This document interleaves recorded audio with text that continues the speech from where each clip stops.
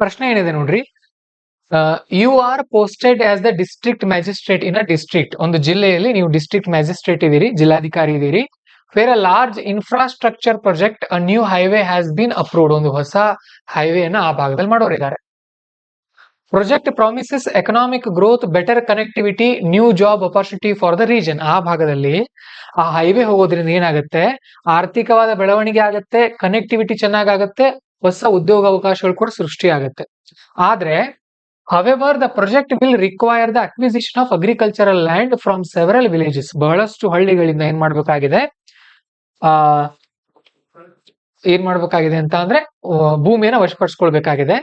Many villages are opposing the acquisition, stating that their right to livelihood and right to shelter will violated. ಅಕಸ್ಮಾತ್ ನಮ್ಮ ಭೂಮಿಯನ್ನು ನೀವು ವಶಪಡಿಸ್ಕೊಂಡ್ರಿ ಅಂದ್ರೆ ನಮ್ಮ ಜೀವಿಸುವ ಹಕ್ಕು, ವಸತಿ ಹಕ್ಕು ಮತ್ತು ನಮ್ಮ ಜೀವನಾಧಾರದ ಹಕ್ಕನ್ನು ನೀವು ಅದನ್ನ ಉಲ್ಲಂಘನೆ ಮಾಡ್ತಾ ಇದೀರಿ ಅಂತ ಜನವಾದ ಮಾಡ್ತಾ ಇದ್ದಾರೆ.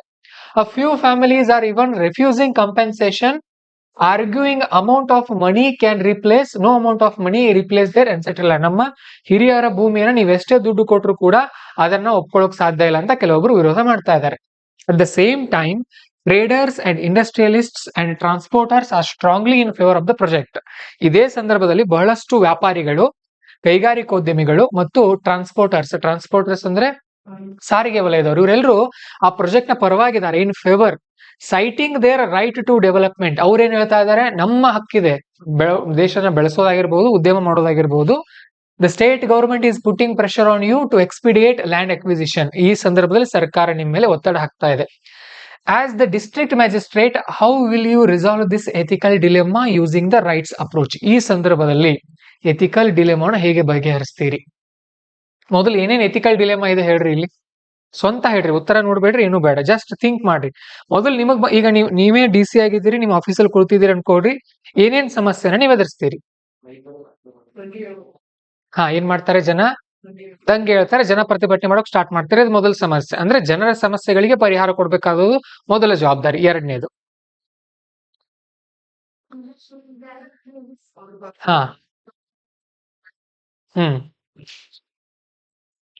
ಅವ್ರು ಪ್ರತಿಭಟನೆ ಮಾಡ್ತಾ ಇದಾರೆ. ಈಗ ಮತ್ತೊಂದ್ ಕಡೆ ಏನಾಗ್ತಾ ಇದೆ, ಸರ್ಕಾರ ಮೇಲಿಂದ ಪ್ರೆಷರ್ ಹಾಕ್ತಾ ಇದೆ ಮಾಡ್ರಿ ಅಂತ. ಮತ್ತೊಂದ್ ಕಡೆ ಪರಿಸರವಾದಿಗಳ ವಾದ ಒಂದ್ ಕಡೆ, ಮತ್ತೆ ಅದೇ ಇವರೇ ಟ್ರೇಡರ್ಗಳು, ಉದ್ಯಮಿಗಳು, ಮೂರು ಕಡೆಯಿಂದ ಪ್ರೆಷರ್ ಇದೆ ನಿಮಗೆ. ಇದೇ ನಿಮ್ಮ ನೈತಿಕವಾದಂತ ಮೊದಲ ಗೊಂದಲ. ನೆನ್ಪಿಟ್ಕೊಡ್ರಿ, ಇಲ್ಲಿ ಡಿಲೆಮಾ ಅಂದ್ರೆ ಏನ್ ಹೇಳ್ರಿ? ಗೊಂದಲ. ನಿಮ್ಮಲ್ಲಿರುವಂತ ಡಿಲೆಮಾ ಅಂದ್ರೆ ನಾನು ರೈತರ ಕಡೆ ಆಗ್ಬೇಕಾ, ಅಥವಾ ಕೈಗಾರಿಕೋದ್ಯಮಿಗಳ ಕಡೆ ಆಗ್ಬೇಕಾ, ಅಥವಾ ಸರ್ಕಾರದ ಪರವಾಗಿ ನಿಲ್ಬೇಕಾ? ಈ ಮೂರು ಗೊಂದಲಗಳು ನಿಮ್ಮಲ್ಲಿ ಕಾಡ್ತಾ ಇದೆ. ಇದನ್ನ ಮುಂದೆ ಉತ್ತರದಲ್ಲಿ ಕೂಡ ನಾವು ಬರಿಬೇಕಾಗತ್ತೆ. ಕ್ವಶನ್ ಏನ್ ಕೇಳಿದಾರೆ ನೋಡ್ರಿ, identify the ethical issues involved in this case. ಮೊದಲು ಏನಂದ್ರೆ ಇಲ್ಲಿರುವಂತ ಸಮಸ್ಯೆಗಳನ್ನ ಕಂಡುಹಿಡಿಬೇಕು ನೀವು. ಇದನ್ನ ಸರಿ, ಇಲ್ಲಿ ಟೈಮ್ ಸ್ವಲ್ಪ ಸ್ಪೆಂಡ್ ಮಾಡ್ಬೇಕು. ನಿಮಗೆ 20 ನಿಮಿಷ ಟೈಮ್ ಸಿಗ್ತಾ ಇದೆ. ಟೋಟಲ್ ನಮಗೆ ಎಷ್ಟು ಕ್ವಶನ್ಸ್ ಇರುತ್ತೆ ಹೇಳ್ರಿ? ಟೋಟಲ್ ಎಥಿಕ್ಸ್ ನಲ್ಲಿ ನಮಗೆ 13 ಪ್ರಶ್ನೆಗಳಿರುತ್ತೆ, 10 ಮಾರ್ಕ್ಸ್. ಆಮೇಲೆ ಇವು 6 ಪ್ರಶ್ನೆಗಳಿರುತ್ತೆ. 6 × 20 ನಿಮಿಷ. 6 × 20 ನಿಮಿಷ ಎಷ್ಟು ನಿಮಿಷ? 120 ನಿಮಿಷ. ಇದು 2 ಗಂಟೆ ಆಯ್ತು. ಆಮೇಲೆ ಇದು 60 ಮಿನಿಟ್ಸ್. ಸಾರಿ ಹಂಗಿರಲ್ಲ, ಒಟ್ನಲ್ಲಿ 20 ಮಾರ್ಕ್ಸ್ ಇರುತ್ತೆ ಅಲ್ವಾ? 20 ಮಾರ್ಕ್ಸ್ ಇರುತ್ತೆ. ನಾವು 15 ನಿಮಿಷದಲ್ಲಿ ಬರಿಬೇಕು. 6 × 15, 15 ಆರ್ಲೆ 90. ಇವು 13 ಇವೆ. 13 × 13 ಆರ್ಲೆ 90 ಅಲ್ವಾ? ಸೊ ನೋಡ್ರಿ, 6 ನಿಮಿಷದಲ್ಲಿ ಒಂದೊಂದು ಬರಿಬೇಕಾಗುತ್ತೆ. ಟೋಟಲ್ 90 + 90 180 ನಿಮಿಷ. 180 ನಿಮಿಷ ಅಂದ್ರೆ 3 ಗಂಟೆ. ಇದನ್ನ ಬರೆಯೋಕೆ ನಿಮಗೆ 15 ನಿಮಿಷ ಸಿಗುತ್ತೆ. ಒಂದು ಎಥಿಕ್ಸ್ ಕೇಸ್ ಸ್ಟಡಿ ಬರೆಯೋಕೆ 14 ರಿಂದ 15 ನಿಮಿಷ. ಮೊದಲ 1 ನಿಮಿಷ ನಿಮಗೆ ಇದನ್ನು ಅರ್ಥ ಮಾಡ್ಕೊಳ್ಳೋಕೆ ಹೋಗುತ್ತೆ, 1 ರಿಂದ 1.5 ನಿಮಿಷ. ಯಾಕೆ ಇಂಗ್ಲಿಷ್ ಜಾಸ್ತಿ ಓದ್ರಿ ಅಂತ ಇದೀವಿ ಅಂದ್ರೆ ಇದೇ ಕಾರಣಕ್ಕೆ. ನೀವು ವಿಷನ್ ಮ್ಯಾಗಝಿನ್ ಆಗಿರಬಹುದು, ಆಮೇಲೆ ಎಥಿಕ್ಸ್ ನಿಮ್ಗೆ ಫುಲ್ ನೋಟ್ಸ್ ಯಾಕೆ ಕೊಟ್ಟಿದೀವಿ ಗೊತ್ತಾಯ್ತಾ? ಈಗ ಆ ಪದಗಳು ನೀವು ಬರೀ ನಾನು ಶಾರ್ಟ್ ನೋಟ್ಸ್ ಕೊಟ್ರೆ ಅರ್ಥ ಆಗಲ್ಲ. ಆ ಫುಲ್ ನೀವು ನೋಟ್ಸ್ ಓದ್ಕೊಂಡಾಗ ಈಗಲೇ ಕಠಿಣ ಪದಗಳ ಅರ್ಥ ಬರ್ಕೊಂಡ್ರಿ ಅಂದ್ರೆ ಇದೆಲ್ಲ ಈಸಿಯಾಗಿ ಅರ್ಥ ಆಗುತ್ತೆ. ಇದನ್ನ ಓದಿ ಅರ್ಥ ಮಾಡ್ಕೊಳ್ಳೋಕೆ 1 ನಿಮಿಷ ಬೇಕು. ಆಮೇಲೆ ಉತ್ತರವನ್ನ ಪ್ಲಾನ್ ಮಾಡೋಕೆ ನಿಮಗೆ 1-2 ನಿಮಿಷ ಬೇಕಾಗುತ್ತೆ. ಟೋಟಲ್ ಎಷ್ಟು ನಿಮಿಷ ಹೋಯ್ತು ಇಲ್ಲಿ? 3 ನಿಮಿಷ. 3 ನಿಮಿಷ ಹೋಯ್ತು. 15ರಲ್ಲಿ 3 ನಿಮಿಷ ತೆಗೀರಿ, 12 ನಿಮಿಷ ಉಳಿತು. 12 ನಿಮಿಷದಲ್ಲಿ ನೀವು ಎಷ್ಟು ಪೇಜ್ ಬರಿಬೇಕಾಗತ್ತೆ? 4 ಪೇಜ್ ಬರಿಬೇಕು. 3 ನಿಮಿಷಕ್ಕೆ ಒಂದೊಂದು ಪೇಜ್ ಬರಿತಾ ಹೋಗೋದು. 3 × 4 = 12. ಬರ್ತಾ ಆಯ್ತಾ? ಈಗಲೂ ಕೂಡ ನೀವು ಹಾಗೆ ಬರೀತೀರಿ. 7 ನಿಮಿಷದಲ್ಲಿ 2 ಪೇಜ್ ಬರಿತಾ ಇದ್ದೀರಿ. ಇನ್ನು 7 ನಿಮಿಷದಲ್ಲಿ ಇನ್ 2 ಪೇಜ್ ಬರೆಯೋದು. ಅಂದ್ರೆ 14 ನಿಮಿಷದಲ್ಲಿ 4 ಪೇಜ್ ಬರೆಯೋದಿದೆ. ಬಟ್ ಇಲ್ಲಿ ಅರ್ಧ ಪೇಜ್ ಇರುತ್ತೆ ನಿಮಗೆ. ಇಲ್ಲಿ ನಾನು ಉತ್ತರ ತೋರಿಸ್ತೀನಿ ನಿಮ್ಗೆ ಯಾವ ತರ ಇರುತ್ತೆ. ಈ ಪ್ರಶ್ನೆನೇ ಅರ್ಧ ಪೇಜ್ ವರೆಗೂ ಬಂದಿರುತ್ತೆ. ಅಂದ್ರೆ ಸುಮಾರು ಒಂದು 3.5 ಪೇಜ್ ಉತ್ತರ ಬರಿಬೇಕಾಗುತ್ತೆ. ನೀವು ಆರಾಮಾಗಿ ಬರಿಬಹುದು. ಗೊತ್ತಾಯ್ತಾ? ಮೊದಲು ಇಲ್ಲಿ ಇರುವಂತ ಗೊಂದಲಗಳನ್ನ ಕಂಡು ಹಿಡಿಬೇಕು. ಅದು ಮೊದಲನೇ ಕೆಲಸ. ಅವ್ರು ಕೊಟ್ಟಿರ್ತಾರೆ ಈ ತರ ಕ್ವಶನ್ ಗಳನ್ನ. Then apply rights approach to analyse the conflict between development and displacement ಅಂದ್ರೆ ಸ್ಥಳಾಂತರ. ಜನರ ಸ್ಥಳಾಂತರ ಮತ್ತು ಅಭಿವೃದ್ಧಿ ನಡುವೆ ಇರುವಂತಹ ಕಾನ್ಫ್ಲಿಕ್ಟ್, ವಿವಾದವನ್ನ ಅನಾಲಿಸಿಸ್ ಮಾಡ್ರಿ ಅಂತ ಹೇಳ್ತಾ ಇದ್ದಾರೆ. Suggest a fair and just course of action that respect the rights of all stake holders. ಎಲ್ಲಾ ಪಾಲುದಾರರಿಗೆ ಪರಿಹಾರ ಕೊಡುವಂತ ಒಂದು ಕ್ರಿಯಾ ಯೋಜನೆ ಅಥವಾ ಕ್ರಮವನ್ನ ತಿಳಿಸ್ರಿ ಅಂತ ಹೇಳ್ತಾ ಇದ್ದಾರೆ. 3 ಪ್ರಶ್ನೆಗಳಿದೆ. ನಾವು ಸಿಂಪಲ್ ಆಗಿ ನೋಡ್ಬೇಕು ಅಂದ್ರೆ ಇದಕ್ಕೇನ್ ಜಾಸ್ತಿ ಅಂಕಗಳಿರಲ್ಲ. ಇದಕ್ಕೆ ಜಾಸ್ತಿ ಅಂಕ ಇರಲ್ಲ. ಯಾಕೆ ಹೇಳ್ರಿ? ಅಲ್ಲಿ ಮೇಲ್ ಏನಿದೆಯೋ ಅದನ್ನೇ ಬರ್ದಿರ್ತೀರಿ ಇದ್ರಲ್ಲಿ ನೀವು. ಇದಕ್ಕೊಂದು ಮ್ಯಾಕ್ಸಿಮಮ್ 3 ರಿಂದ 4 ಅಂಕ ಇರುತ್ತೆ. ಓಕೆ, ಇನ್ನು 16 ಮಾರ್ಕ್ಸ್ ಉಳಿತು. ಇದಕ್ಕೊಂದು 8 ಮಾರ್ಕ್ಸ್, ಇದಕ್ಕೊಂದು 8 ಮಾರ್ಕ್ಸ್. ಈ ತರ ಪ್ರಶ್ನೆ ಇರುತ್ತೆ. ಸರ್, ಇದಕ್ಕೆ ಉತ್ತರ ಏನ್ ಬರಿಬೇಕಂತ ಹೇಳ್ತೀನಿ. ಮೊದಲು ಎಥಿಕ್ಸ್ ಉತ್ತರ ಅಂದ ತಕ್ಷಣ ಎಥಿಕ್ಸ್ ಉತ್ತರದಲ್ಲಿ ಫಸ್ಟ್ ಇಂಟ್ರಡಕ್ಷನ್ ಅಂತೂ ಬರೀಲೇಬೇಕು. ಇಂಟ್ರಡಕ್ಷನ್ ಏನು? 2 ರಿಂದ 3 ಲೈನ್ ಮ್ಯಾಕ್ಸಿಮಮ್. ನಾನೇನ್ ಬರ್ದಿದ್ದೀನಿ ನೋಡ್ರಿ. ಪರಿಸರ ಸಂರಕ್ಷಣೆ, ಪಾಲುದಾರರ ಹಿತರಕ್ಷಣೆ ಮತ್ತು ಅಭಿವೃದ್ಧಿಯ ನಡುವಿನ ತಿಕ್ಕಾಟಗಳು ಸಾಮಾನ್ಯ. ಹೌದಲ್ವಾ? ಇಲ್ಲಿ ಏನ್ ನಡೀತಾ ಇದೆ ಸಮಸ್ಯೆ? ಅಭಿವೃದ್ಧಿ ಮತ್ತು ಈ ಪಾಲುದಾರರು ಅಂದ್ರೆ ಅಲ್ಲಿರುವಂತಹ ಜನ, ಆ ಜನ ಇರಬಹುದು, ಆಮೇಲೆ ಆ ಕೈಗಾರಿಕೋದ್ಯಮಿಗಳು, ಸರ್ಕಾರ ಮತ್ತು ನೀವು, ಇವರೆಲ್ಲರ ನಡುವೆ ಒಂದು ತಿಕ್ಕಾಟ ನಡೀತಾ ಇದೆ. ಇದು ಸಾಮಾನ್ಯ. ಈ ಸನ್ನಿವೇಶವು ಅದಕ್ಕೆ ಹೊರತಲ್ಲ. ಇಲ್ಲಿ ಮೇಲಿರುವಂತಹ ಸನ್ನಿವೇಶ ಅದಕ್ಕೆ ಹೊರತಲ್ಲ. ಇಲ್ಲಿ ಇನ್ನೂ ಒಂದು ಪಾಯಿಂಟ್ ಅನ್ನ ನಾವು ಆಡ್ ಮಾಡಬಹುದು. ನಾನು ಗಡಿಬಿಡಿನಲ್ಲಿ ಬರ್ತೀನಿ, ಹಾಗಾಗಿ ಆಡ್ ಮಾಡಿಲ್ಲ. ಏನಂದ್ರೆ ಇತ್ತೀಚೆಗೆ ಎಲ್ಲಾದ್ರೂ ಒಂದು ಪ್ರಕರಣ ಆಗಿರುತ್ತಲ್ಲ, ಅದನ್ನ ಬರೆಯೋದು. ಉದಾಹರಣೆಗೆ ಬೆಂಗಳೂರಲ್ಲಿ ಒಂದು ಯಾವ್ದೋ ಆಗಿತ್ತದು, ಯಾವ್ದೋ ಹಳ್ಳಿ ಇದೆ, ಅದು ದೇವನಹಳ್ಳಿ ಅನ್ಸುತ್ತೆ. ದೇವನಹಳ್ಳಿಯ ಇತ್ತೀಚಿನ ದೇವನಹಳ್ಳಿಯ ಭೂ ವಶಪಡಿಸುವಿಕೆ ಇದಕ್ಕೊಂದು ಉದಾಹರಣೆ ಅಂತ ಬರೆದ್ರೆ ಅನ್ಕೊಳ್ರಿ. ಇವರು ಕರೆಂಟ್ ಅಫೇರ್ಸ್ ಬಗ್ಗೆ ಜಾಸ್ತಿ ಇವರು ಆಕ್ಟಿವ್ ಇದಾರೆ ಅಂತ ಅನ್ಕೊಂಡು ಈ ಇಡೀ ಪ್ಯಾರಾಗ್ರಾಫ್ಗೆ ಸೇರಿಸಿ ಅರ್ಧದಿಂದ 1 ಮಾರ್ಕ್ಸ್ ಕೊಡ್ತಾರೆ ನಿಮಗೆ. ಒಂದು ಎಕ್ಸಾಂಪಲ್ ಬರಿಬೇಕು, ಅದ್ ನೆನಪಿರ್ಲಿ. ಒಟ್ನಲ್ಲಿ ಮೇಲಿನ ಪ್ಯಾರಾಗ್ರಾಫ್ ಎಲ್ಲವನ್ನ ಸೇರಿಸಿ 1-2 ಲೈನು, ಸದ್ಯಕ್ಕೆ ನಡೀತಾ ಇರುವಂತಹ ಒಂದು ಸ್ಥಿತಿಯನ್ನ ನೋಡಿ ಒಂದು ಲೈನು. ಸೊ ಟೋಟಲ್ ಇಷ್ಟು ಇಲ್ಲಿ ಬರೆಯೋಕೆ ಇನ್ನೊಂದು ಲೈನ್ ಆಗುತ್ತೆ. ಅದು ಇಷ್ಟೇ, ಇಲ್ಲಿವರೆಗೂ ಬರುತ್ತೆ. ಇದು ಎಥಿಕ್ಸ್ ನ ಪೀಠಿಕೆ. ಈ ತರ ಬರಿಬೇಕು ಮೊದಲು. ಇದಾದ್ಮೇಲೆ ಇದು ಎಲ್ಲಾ ಪ್ರಶ್ನೆಗಳಿಗೂ ಸೇಮ್. ಪಾಲುದಾರರು ಅಂತ ಬರಿಬೇಕು ನೀವು. ಪಾಲುದಾರರು ಅಂದ್ರೆ ಏನು? ಮೇಲಿನ ಕೇಸ್ ಸ್ಟಡೀಸ್ ನಲ್ಲಿ ಯಾರ್ಯಾರು ಇರ್ತಾರೆ ನೋಡ್ರಿ, ಅವರೆಲ್ಲರೂ ಪಾಲುದಾರರು. ಮೊದಲನೇದಾಗಿ ಆ ಊರಿನ ಗ್ರಾಮವಾಸಿಗಳು, ಹೌದಲ್ವಾ? ಆಮೇಲೆ ಸರ್ಕಾರ, ಇದು ಕೂಡ ಪಾಲುದಾರ. ಆಮೇಲೆ ನೀವು ಇಲ್ಲಿ DC ಅಂತ ಬರಿಬಾರ್ದು. ಇಲ್ಲಿ ಏನ್ ಬರಿಬೇಕು? ನಾನು ಅಂತ ಬರಿಬೇಕು. ಯಾಕೆ ಹೇಳಿದ್ರೆ ನೀವೇ DC ಇದೀರಲ್ಲಿ. ಅಲ್ಲಿ ಮತ್ತೆ ಓದ್ಬೇಕು. ಅಲ್ಲಿ ಓದ್ಬೇಕು ಏನಂತ ಕೊಟ್ಟಿದ್ದಾರೆ. ಆ ಕಥೆಯನ್ನ ತಗೊಂಡು ಅಲ್ಲಿ ನಿಮಗೆ ಕೊಟ್ಟಿದ್ದಾರೆ ಅಥವಾ ಮತ್ತೊಬ್ಬರು ಕೊಟ್ಟಿದ್ದಾರೆ ಕೊಂಡು, ನೀವು ಆಗಿದ್ರೆ ನೀವು ಅಥವಾ ಮತ್ತೊಬ್ಬ ಅಧಿಕಾರಿ ಆಗಿದ್ರೆ ಅಧಿಕಾರಿ ಅಂತ ಬರಿಬೇಕು. ಕೈಗಾರಿಕೋದ್ಯಮಿಗಳು ಅಥವಾ ವ್ಯಾಪಾರಸ್ಥರು, ಅದನ್ನೆಲ್ಲ ಇಲ್ಲಿ ಬರಿಬಹುದು. 4 ಜನ ಇದಾರಲ್ಲ, ಇವ್ರನ್ನ ಬಿಟ್ಟು ಮತ್ತೆ ಯಾರಾದ್ರೂ ಇದಾರ? ಮತ್ತಾರು ಇಲ್ಲ. ಅಕಸ್ಮಾತ್ ಪರಿಸರಕ್ಕೆ ಸಂಬಂಧಪಟ್ಟಂತ ಸೆಂಟೆನ್ಸ್ ಅಲ್ಲಿ ಏನಾದ್ರು ಇದ್ರೆ ಅದನ್ನು ಒಂದು ಪಾಯಿಂಟ್ ಬರಿಬಹುದು, ಪರಿಸರವಾದಿಗಳು ಅಂತ. ಇಲ್ಲ ಅಂದ್ರೆ ಇಲ್ಲ. ಸೊ ಇಷ್ಟೇ ಬರೆದ್ರೆ ಇದಕ್ಕೊಂದು ಅರ್ಧ ಮಾರ್ಕ್ಸ್ ಕೊಡ್ತಾರ ಅವ್ರು. ಇಷ್ಟಕ್ಕೆ ಅರ್ಧ ಮಾರ್ಕ್ಸ್. ಅಲ್ಲಿರೋದನ್ನೇ ಕಾಪಿ ಪೇಸ್ಟ್ ಮಾಡೋದು. ಆಮೇಲೆ ಸವಾಲುಗಳು ಈ ತರ ನಾನು ಬರ್ದಿದ್ದೀನಿ. ಬಟ್ ಪ್ರಶ್ನೆಯಲ್ಲೇ ಕೇಳಿದಾರೆ ಅವ್ರ ಸವಾಲುಗಳಂತ ಹೇಳಿ. ಮುಂದೆ ಈ ತರ ನಾನು ಅದನ್ನ ಹೆಡ್ಡಿಂಗ್ ಆಗಿ ಬರ್ದಿದ್ದೀನಿ. ಇದನ್ನ ಈ ತರ ಬರೆದ್ರು ನಡೆಯುತ್ತೆ. ಪ್ರಶ್ನೆ ಮೇಲೆ ಡಿಪೆಂಡ್ ಇದು. ಪ್ರಶ್ನೆಯಲ್ಲಿ ಅವ್ರು ಆ ತರ ನೇರವಾಗಿ ಪ್ರಶ್ನೆ ಕೇಳಿಲ್ಲ ಅಂದ್ರೆ ಈ ತರ ಸವಾಲುಗಳು ಅಂತ ಹಾಕಿ ನಾವು ಹಾಕೋದು. ಗ್ರಾಮದ ಜನರ ಹಿತರಕ್ಷಣೆ, ಅದರ ವಿರುದ್ಧ ಅಂತ ಬರೋದು ಒಂದು ಲೈನ್ ಹೇಳಿರಿ. ವಿರುದ್ಧ ಅಂತ ತಿಳ್ಕೊಳ್ತಾರ ಅವರು. ವಿರುದ್ಧ ಅಂತ ಬರಿಬೇಡ್ರಿ. ಅಥವಾ ಕೆಲವೊಬ್ರು ವರ್ಸಸ್ ಅಂತ ಬರೀತೀರಿ, VS, ಅದನ್ನ ಬರಿಬೇಡ್ರಿ. ಇಂಗ್ಲಿಷ್ ಪದ ಬೇಡ. ಅಭಿವೃದ್ಧಿಗೆ ಬೆಂಬಲ. ಅಭಿವೃದ್ಧಿಗೆ ಬೆಂಬಲ ಕೊಡಬೇಕು ಅಥವಾ ರೈತರ ಹಿತರಕ್ಷಣೆ ಮಾಡಬೇಕು. ಇದು ನಿಮ್ಮಲ್ಲಿ ಕಾಡ್ತಾ ಇರುವಂತ ಮುಖ್ಯ ಸವಾಲು. ಇದು ಮೊದಲನೇ ಸವಾಲು ಅಲ್ವಾ? ಆಮೇಲೆ ಇದು ವೆರಿ ಇಂಪಾರ್ಟೆಂಟ್. ಇದಕ್ಕೆ ಮತ್ತೆ ಇಡೀ ಪೇಜ್ಗೆ ಒಂದ್ 2 ಮಾರ್ಕ್ಸ್ ತಗೊಳ್ಬಹುದು ನೀವು ಇಷ್ಟೇ. ಇಲ್ಲಿರುವಂತಹ ಮೌಲ್ಯಗಳು ಏನೇನಿವೆ ಮೌಲ್ಯಗಳು? ಮೊದಲನೇದು ಸ್ಥಿತಪ್ರಜ್ಞತೆ ಅಂದ್ರೆ ಏನು?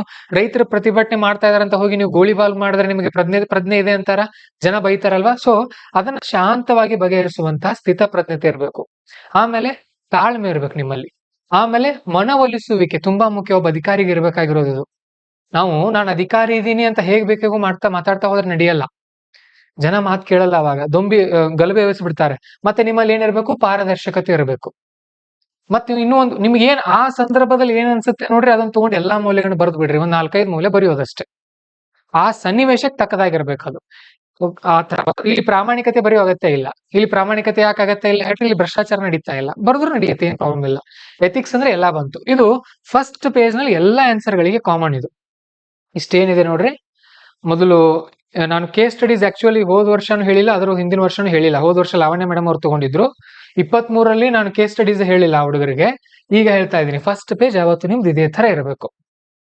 ಈ ತರ ಡೈಗ್ರಾಮ್ಸ್ ಇರಬೇಕು, ಹೀಗೆ ಇರಬೇಕು. ಅಂದ್ರೆ ಕೆಲವೊಬ್ರು ಏನ್ ಮಾಡ್ತೀರಿ, ಇಲ್ಲಿ ಪಾಲುದಾರರು ಅಂತ ಹೆಡ್ಡಿಂಗ್ ಹಾಕ್ತಿರಿ, ಇಲ್ಲಿ ಈ ತರ ಬರ್ದು ಬಿಡ್ತೀರಿ, ಇಲ್ಲಿ ಹಿಂದೆ ಖಾಲಿ ಖಾಲಿ ಕಾಣುತ್ತದೆ. ಹಾಗೆ ಕಾಣಬಾರ್ದು. ಆನ್ಸರ್ ಪೇಪರ್ ತುಂಬಿರೋ ತರ ಫೀಲ್ ಬರಬೇಕು. ಪದಗಳು ಕಡಿಮೆನೇ ಇರ್ಲಿ, ಬಟ್ ಅದು ತುಂಬಿರೋ ತರ ಫೀಲ್ ಇರಬೇಕು. ನಾನು ಕೊಟ್ಟಿದ್ದೀನಿ ನೋಡ್ರಿ, ಆಮೇಲೆ ಎಲ್ರು ನೋಡ್ಕೊಡ್ರಿ ಅದನ್ನ, ಆಮೇಲೆ ವಾಪಸ್ ನಂಗೆ ಕೊಡ್ರಿ. Okay, next. ಈಗ ನೋಡಿ, ನೆಕ್ಸ್ಟ್ ಏನ್ ಮಾಡ್ತಾ ಇದೀವಿ, ಈ ಪ್ರಶ್ನೆಗೆ. ಯಾವ ಪ್ರಶ್ನೆ? Identify the ethical issues involved in this case. ಈ ಪ್ರಕರಣದಲ್ಲಿ ಇರುವಂತಹ ಇಶ್ಯೂಸ್ ಅನ್ನ ಫೈಂಡ್ ಮಾಡ್ತಾ ಇದೀವಿ. ಅದಕ್ಕೊಂದು ಪೇಜ್ ಉತ್ತರ ಬರಿಬಹುದು. ಓಕೆ, ನೋಡ್ರಿ, ಒಂದ್ 3 ಸವಾಲುಗಳಿದೆ ನಮಗೆ. ನೀವು ಕಂಡು ಹಿಡಿಬೇಕು. ನೀವು ಕಲಿತೀರಿ ಅದನ್ನ. ಡೈಲಿ ಪ್ರಾಕ್ಟೀಸ್ ಮಾಡ್ತಾ ಹೋದಾಗ ಬರುತ್ತೆ. ಎಥಿಕ್ಸ್ ಮುಗಿಯೋವರೆಗೂ ನಾವು ಕಲಿಸ್ತೀವಿ.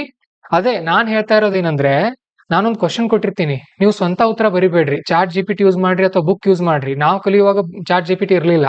ಇದ್ರೆ ಏನ್ ಮಾಡ್ಬೇಕು, ಕ್ವಶನ್ ಹಾಕೋದು. ಅದಕ್ಕೆ ಕ್ವಶನ್ ಹಾಕಿ ಏನ್ ಕೊಡ್ಬೇಕು, 10 ಮಾರ್ಕ್ಸ್ ನ ಪ್ರಶ್ನೆ ಇದ್ರೆ ಅದಕ್ಕೆ ನನಗೆ ಇಂಟ್ರಡಕ್ಷನ್ ಕೊಡು, 20 ಪದಗಳ ಇಂಟ್ರಡಕ್ಷನ್ ಕೊಡು, 20 ಪದಗಳ ಕನ್ಕ್ಲೂಷನ್ ಕೊಡು, ಹಾಗೇನೆ ಸೂಕ್ತವಾದಂತ ಬಾಡಿ ಕೂಡ ಕೊಡು. ಉಳಿದಿರುವಷ್ಟು ಪದಗಳು, ಎಷ್ಟು ಪದಗಳಾಯ್ತು ಟೋಟಲ್ 10 ಮಾರ್ಕ್ಸ್ಗೆ? ಎಷ್ಟು ಪದ ಅಂತ ಹೇಳಿದೀನಿ? 100ರಿಂದ 110 ಪದ ಅಷ್ಟೇ ಬರಿಬೇಕು. 150 ಪದ ಬರಿಬೇಡ್ರಿ, ಟೈಮ್ ಸಾಲಲ್ಲ. ಆ ಬಾಡಿನಲ್ಲಿ ಅದು ಪ್ಯಾರಾಗ್ರಾಫ್ ನಲ್ಲಿ ಕೊಡುತ್ತೆ ಬಾಡಿ, ಅವಾಗ ಮತ್ತೆ ವಾಪಸ್ ಕೊಡೋದು ಅದಕ್ಕೆ. ಗಿವ್ ಇನ್ ಬುಲೆಟ್ ಪಾಯಿಂಟ್ಸ್, ಅದು ಬುಲೆಟ್ ಪಾಯಿಂಟ್ಸ್ ಅಲ್ಲಿ ಕೊಡುತ್ತೆ. ಅದನ್ನ ಓದಿ ಅರ್ಥ ಮಾಡ್ಕೊಳ್ಬೇಕು ನೀವು. ಆ ಆನ್ಸರ್ ಇದೇನ್ ಚಾಟ್ GPT ಕೊಡುತ್ತೆ ನೋಡ್ರಿ, ಉತ್ತರ ನೋಡಿ ಅರ್ಥ ಮಾಡ್ಕೊಳ್ಬೇಕು. ಅರ್ಥ ಮಾಡ್ಕೊಂಡು ಒಂದ್ಸಾರಿ ಓದ್ಕೊಂಡು ಚಾಟ್ GPT ನ ಸರಿಸಿ ನೀವು ಸ್ವಂತ ಬರಿಬೇಕು ಉತ್ತರ ಪ್ರಾಕ್ಟೀಸ್ ಮಾಡುವಾಗ. ಅವಾಗ ನಿಮ್ಗೆ ಸ್ಕಿಲ್ ಬರುತ್ತೆ. ಅದು ನೀವು ಅಲ್ಲಿ ಮೊಬೈಲ್ ಇಟ್ಕೊಂಡು ಹೀಗೆ ಬರಿತಾ ಹೋದ್ರಿ, ಸ್ಕಿಲ್ ಡೆವಲಪ್ ಆಗಲ್ಲ. ಮೈಂಡ್ ಅಲ್ಲಿ ಸ್ಕಿಲ್ ಡೆವಲಪ್ ಆಗಬೇಕು ಅಂದ್ರೆ ಪ್ರಶ್ನೆನ ಮೊದಲು ಅರ್ಥ ಮಾಡ್ಕೊಳ್ಬೇಕು, ಚಾಟ್ GPT ಹಾಕ್ಬೇಕು. ಚಾಟ್ GPT ಏನು ಉತ್ತರ ಕೊಡ್ತಾ ಇದೆ ನೋಡ್ಬೇಕು.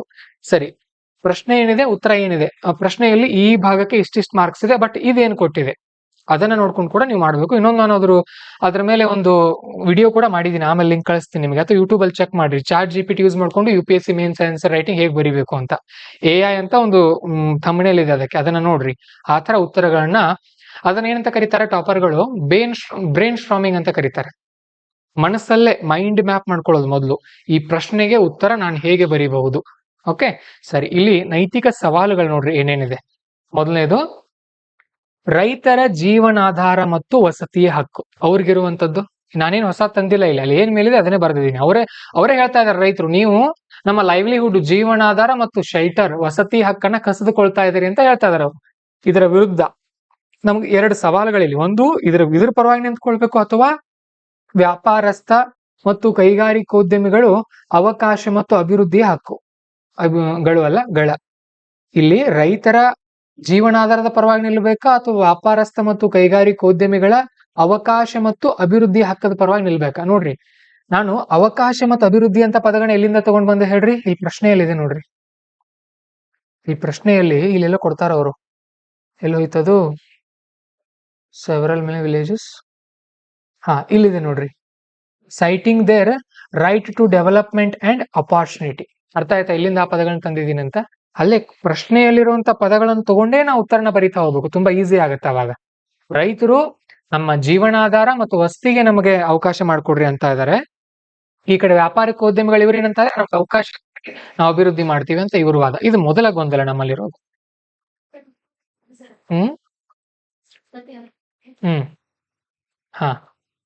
ವಿ ಅಂತ ಬರೀರಿ ಸಾಕು. ಅಂದ್ರೆ ಟೈಮ್ ಸೇವ್ ಆಗ್ಬೇಕು ನಿಮಗೆ. ನೀವು ವಿರುದ್ಧ ಅಂತ ಬರದ್ರಿ ಅಂದ್ರೆ ಟೈಮು ಒಂದು ಸೆಕೆಂಡ್ ಎಕ್ಸ್ಟ್ರಾ ತಗೊಳುತ್ತೆ ಅದು.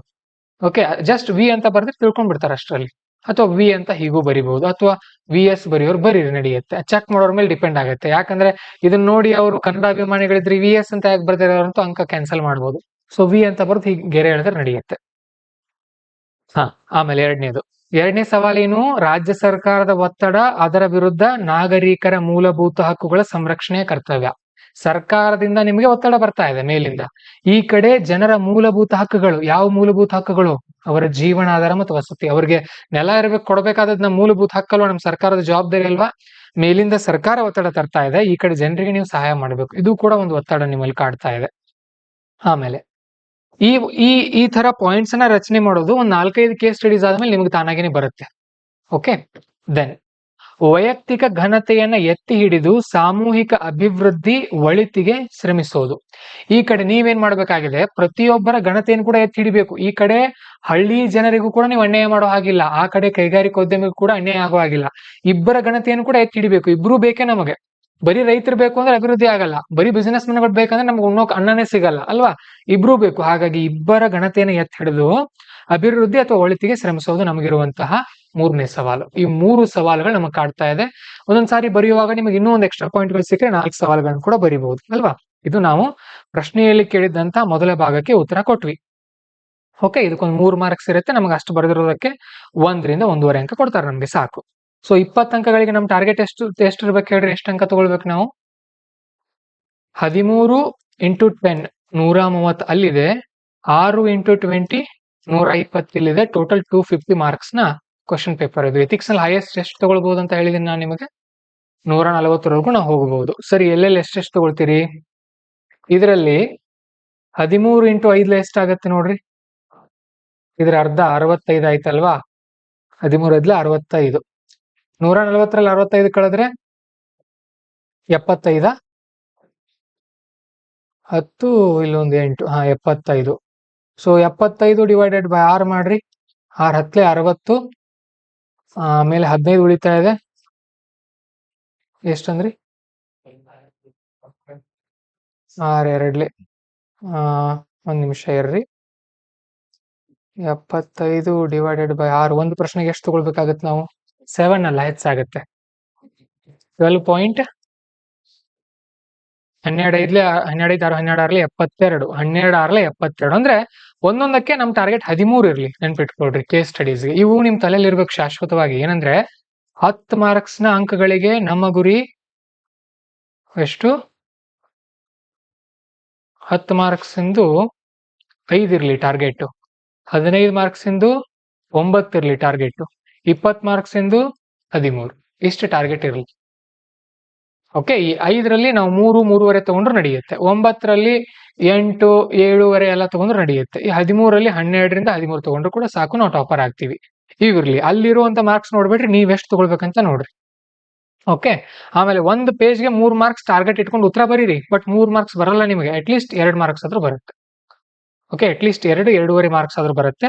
15 ಮಾರ್ಕ್ಸ್ ಪ್ರಶ್ನೆಗೆ 3 ಪೇಜ್ ಬರೀತೀರಿ ಉತ್ತರ. 3 ಪೇಜ್ ಲೆಂಗ್ದಿ ಇರುತ್ತೆ. ಸೊ 8 ರಿಂದ 9 ಮಾರ್ಕ್ಸ್, 15 ಪೇಜ್ 15 ಅಂಕದ ಉತ್ತರಗಳಿಗೆ ನೀವು ತಗೊಳ್ಬಹುದು. ಬರ್ತಾ ಬರ್ತಾ ಕಲಿತೀರಿ ಇದನ್ನೆಲ್ಲ. ಈ ತರ ಪ್ಲಾನ್ ಮಾಡ್ಕೊಂಡು ಬರಿಬೇಕು. ಎಕ್ಸಾಮ್ ಅಲ್ಲಿ ಪ್ಯಾರಾಗ್ರಾಫ್ ಬರೀತಾ ಕುತ್ಕೊಳ್ಳೋ ಹಾಗಿಲ್ಲ. ನಾನ್ ಬರೆಯೋದಕ್ಕೆ ಅಂಕ ಸಿಗುತ್ತೋ ಇಲ್ವೋ ಅಷ್ಟೇ ನೋಡೋದು. ಓಕೆ, ಉದಾರವಾದ ಮನಸ್ಸಿನಿಂದ ನೀವು ತುಂಬಾ ಡೀಟೇಲ್ ಆಗಿ ಬರೀತಾ ಹೋದ್ರೆ ಅಂಕಗಳು ಸಿಗಲ್ಲ, ವೇಸ್ಟ್ ಆಗುತ್ತದು. ಈಗ 2ನೇ ಭಾಗ ಪ್ರಶ್ನೆಯಲ್ಲಿ ಏನ್ ಕೇಳಿದಾರೆ ನೋಡ್ರಿ. Apply the rights approach to analyse the conflict between development displacement. ಅಂದ್ರೆ ಈಗ ನೆಕ್ಸ್ಟ್ ಹೆಡ್ಡಿಂಗ್ ಅಭಿವೃದ್ಧಿ ಮತ್ತು ಸ್ಥಳಾಂತರದ ನಡುವಿನ ವಿವಾದ ಏನಿದೆ ನೋಡೋಣ. ರೈಟ್ಸ್ ವಿಧಾನದ ವಿಶ್ಲೇಷಣೆ ಅಂತ ಅಷ್ಟೇ ಬರೆದಿದ್ದೀನಿ ನಾನು, ಬೇಕಾದ್ರೆ ಅದನ್ನು ಕೂಡ ಬರಿಬಹುದು. ಅಭಿವೃದ್ಧಿ ಮತ್ತು ಸ್ಥಳಾಂತರದ ನಡುವಿನ ವಿವಾದ ಅಂತ ಹೆಡ್ಡಿಂಗ್ ಹಾಕಿ ಬರಿಬಹುದು. ಏನು ಮೊದಲೇದ್ ನೋಡ್ರಿ, ವಿಧಿ 21ರ ಪ್ರಕಾರ. ವಿಧಿ 21 ಯಾವುದು? ಸಂವಿಧಾನದ ವಿಧಿ, ಯಾವುದು ಹಣೆ ಬರ ಅಲ್ಲ ಮತ್ತೆ. ಓಕೆ, ವಿಧಿ 21ರ ಪ್ರಕಾರ ಜೀವನಾಧಾರ ಮತ್ತು ವಸತಿಯ ಹಕ್ಕಿನಂತೆ ರೈತರಿಗೆ ಅವರ ಪೂರ್ವಜರ ಭೂಮಿಯೇ ಬದುಕಿಗೆ ಆಧಾರ ಮತ್ತು ಹೆಗ್ಗುರುತು. ನೋಡ್ರಿ, ಇಲ್ಲಿ ಏನ್ ಮೇಲಿದೆಯಲ್ಲ ಅದೇ ಪಾಯಿಂಟ್ ಮತ್ತೆ ರಿಪೀಟ್ ಇದು. ಎಥಿಕ್ಸ್ ನಲ್ಲಿ ಹೀಗೆ ಇರುತ್ತೆ, ಹೊಸ ಪಾಯಿಂಟ್ಸ್ ಎಲ್ಲಿಯೂ ಸಿಗಲ್ಲ.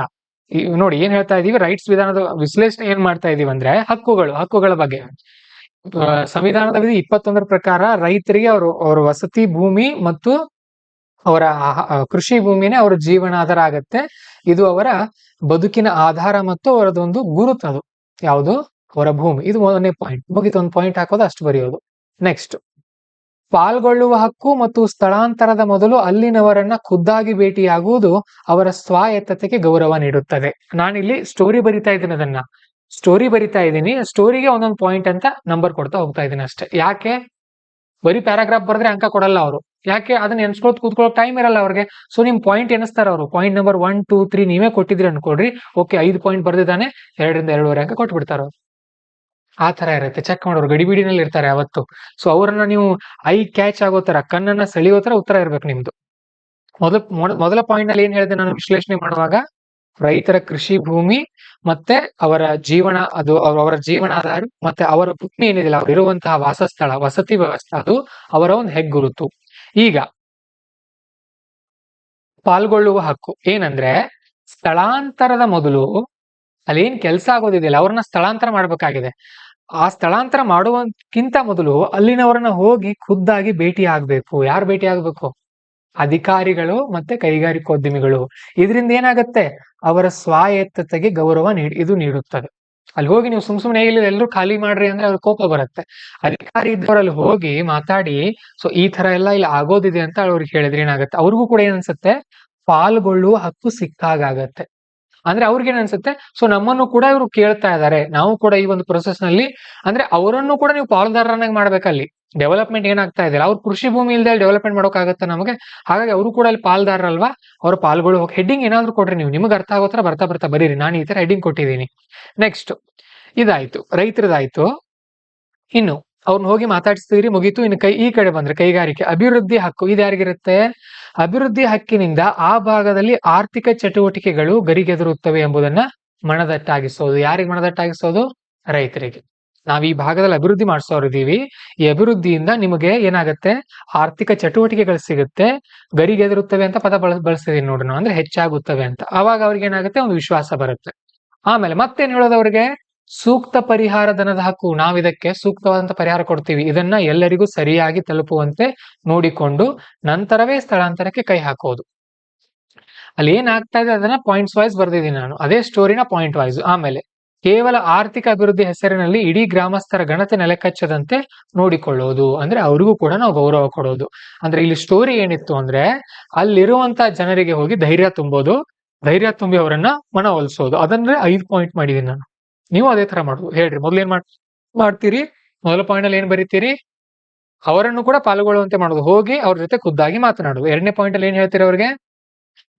ಇಲ್ಲಿ ಅಭಿವೃದ್ಧಿ ಆಗುವುದರಿಂದ ಆರ್ಥಿಕ ಚಟುವಟಿಕೆಗಳು ಗರಿಗೆದರುತ್ತವೆ ಅಂತ ಹೇಳೋದು. ಆಮೇಲೆ 3ನೇದು, ಸ್ಥಳಾಂತರ ಮಾಡೋಕ್ಕಿಂತ ಮುಂಚೆ ಆ ಜನರಿಗೆ ಪರಿಹಾರ ಸಿಗುವಂತೆ ನೋಡ್ಕೊಳ್ಳೋದು. ಆಮೇಲೆ ಅವರ ಗಣತೆಯನ್ನ ಎತ್ತಿ ಹಿಡಿಯೋದು. 4 ಪಾಯಿಂಟ್ ಆಯ್ತು. ಮತ್ತೇನೋ ಒಂದು ಪಾಯಿಂಟ್ ನೀವು ಆಡ್ ಮಾಡ್ಕೊಳ್ಬಹುದು. ಇನ್ನು ಸರಿ, ಇಷ್ಟೆಲ್ಲ ತಿಳ್ಕೊಂಡ್ರಿ ನೀವು. ಇನ್ನು ಮಾಡ್ಬೇಕಾದದ್ದೇನು? ಇದು ನೋಡ್ರಿ, ಇದೇನ್ ಕೇಳಿದ್ರೆ ಇದು ಮತ್ತೊಂದು ಸಬ್ ಹೆಡ್ಡಿಂಗ್. ಇಲ್ಲಿ ಸ್ಟಾರ್ಟ್ ಮಾಡಿದ್ದೆ, ಇಲ್ಲಿ ಮುಗೀತು. 5 ಪಾಯಿಂಟ್ ಇದೆ.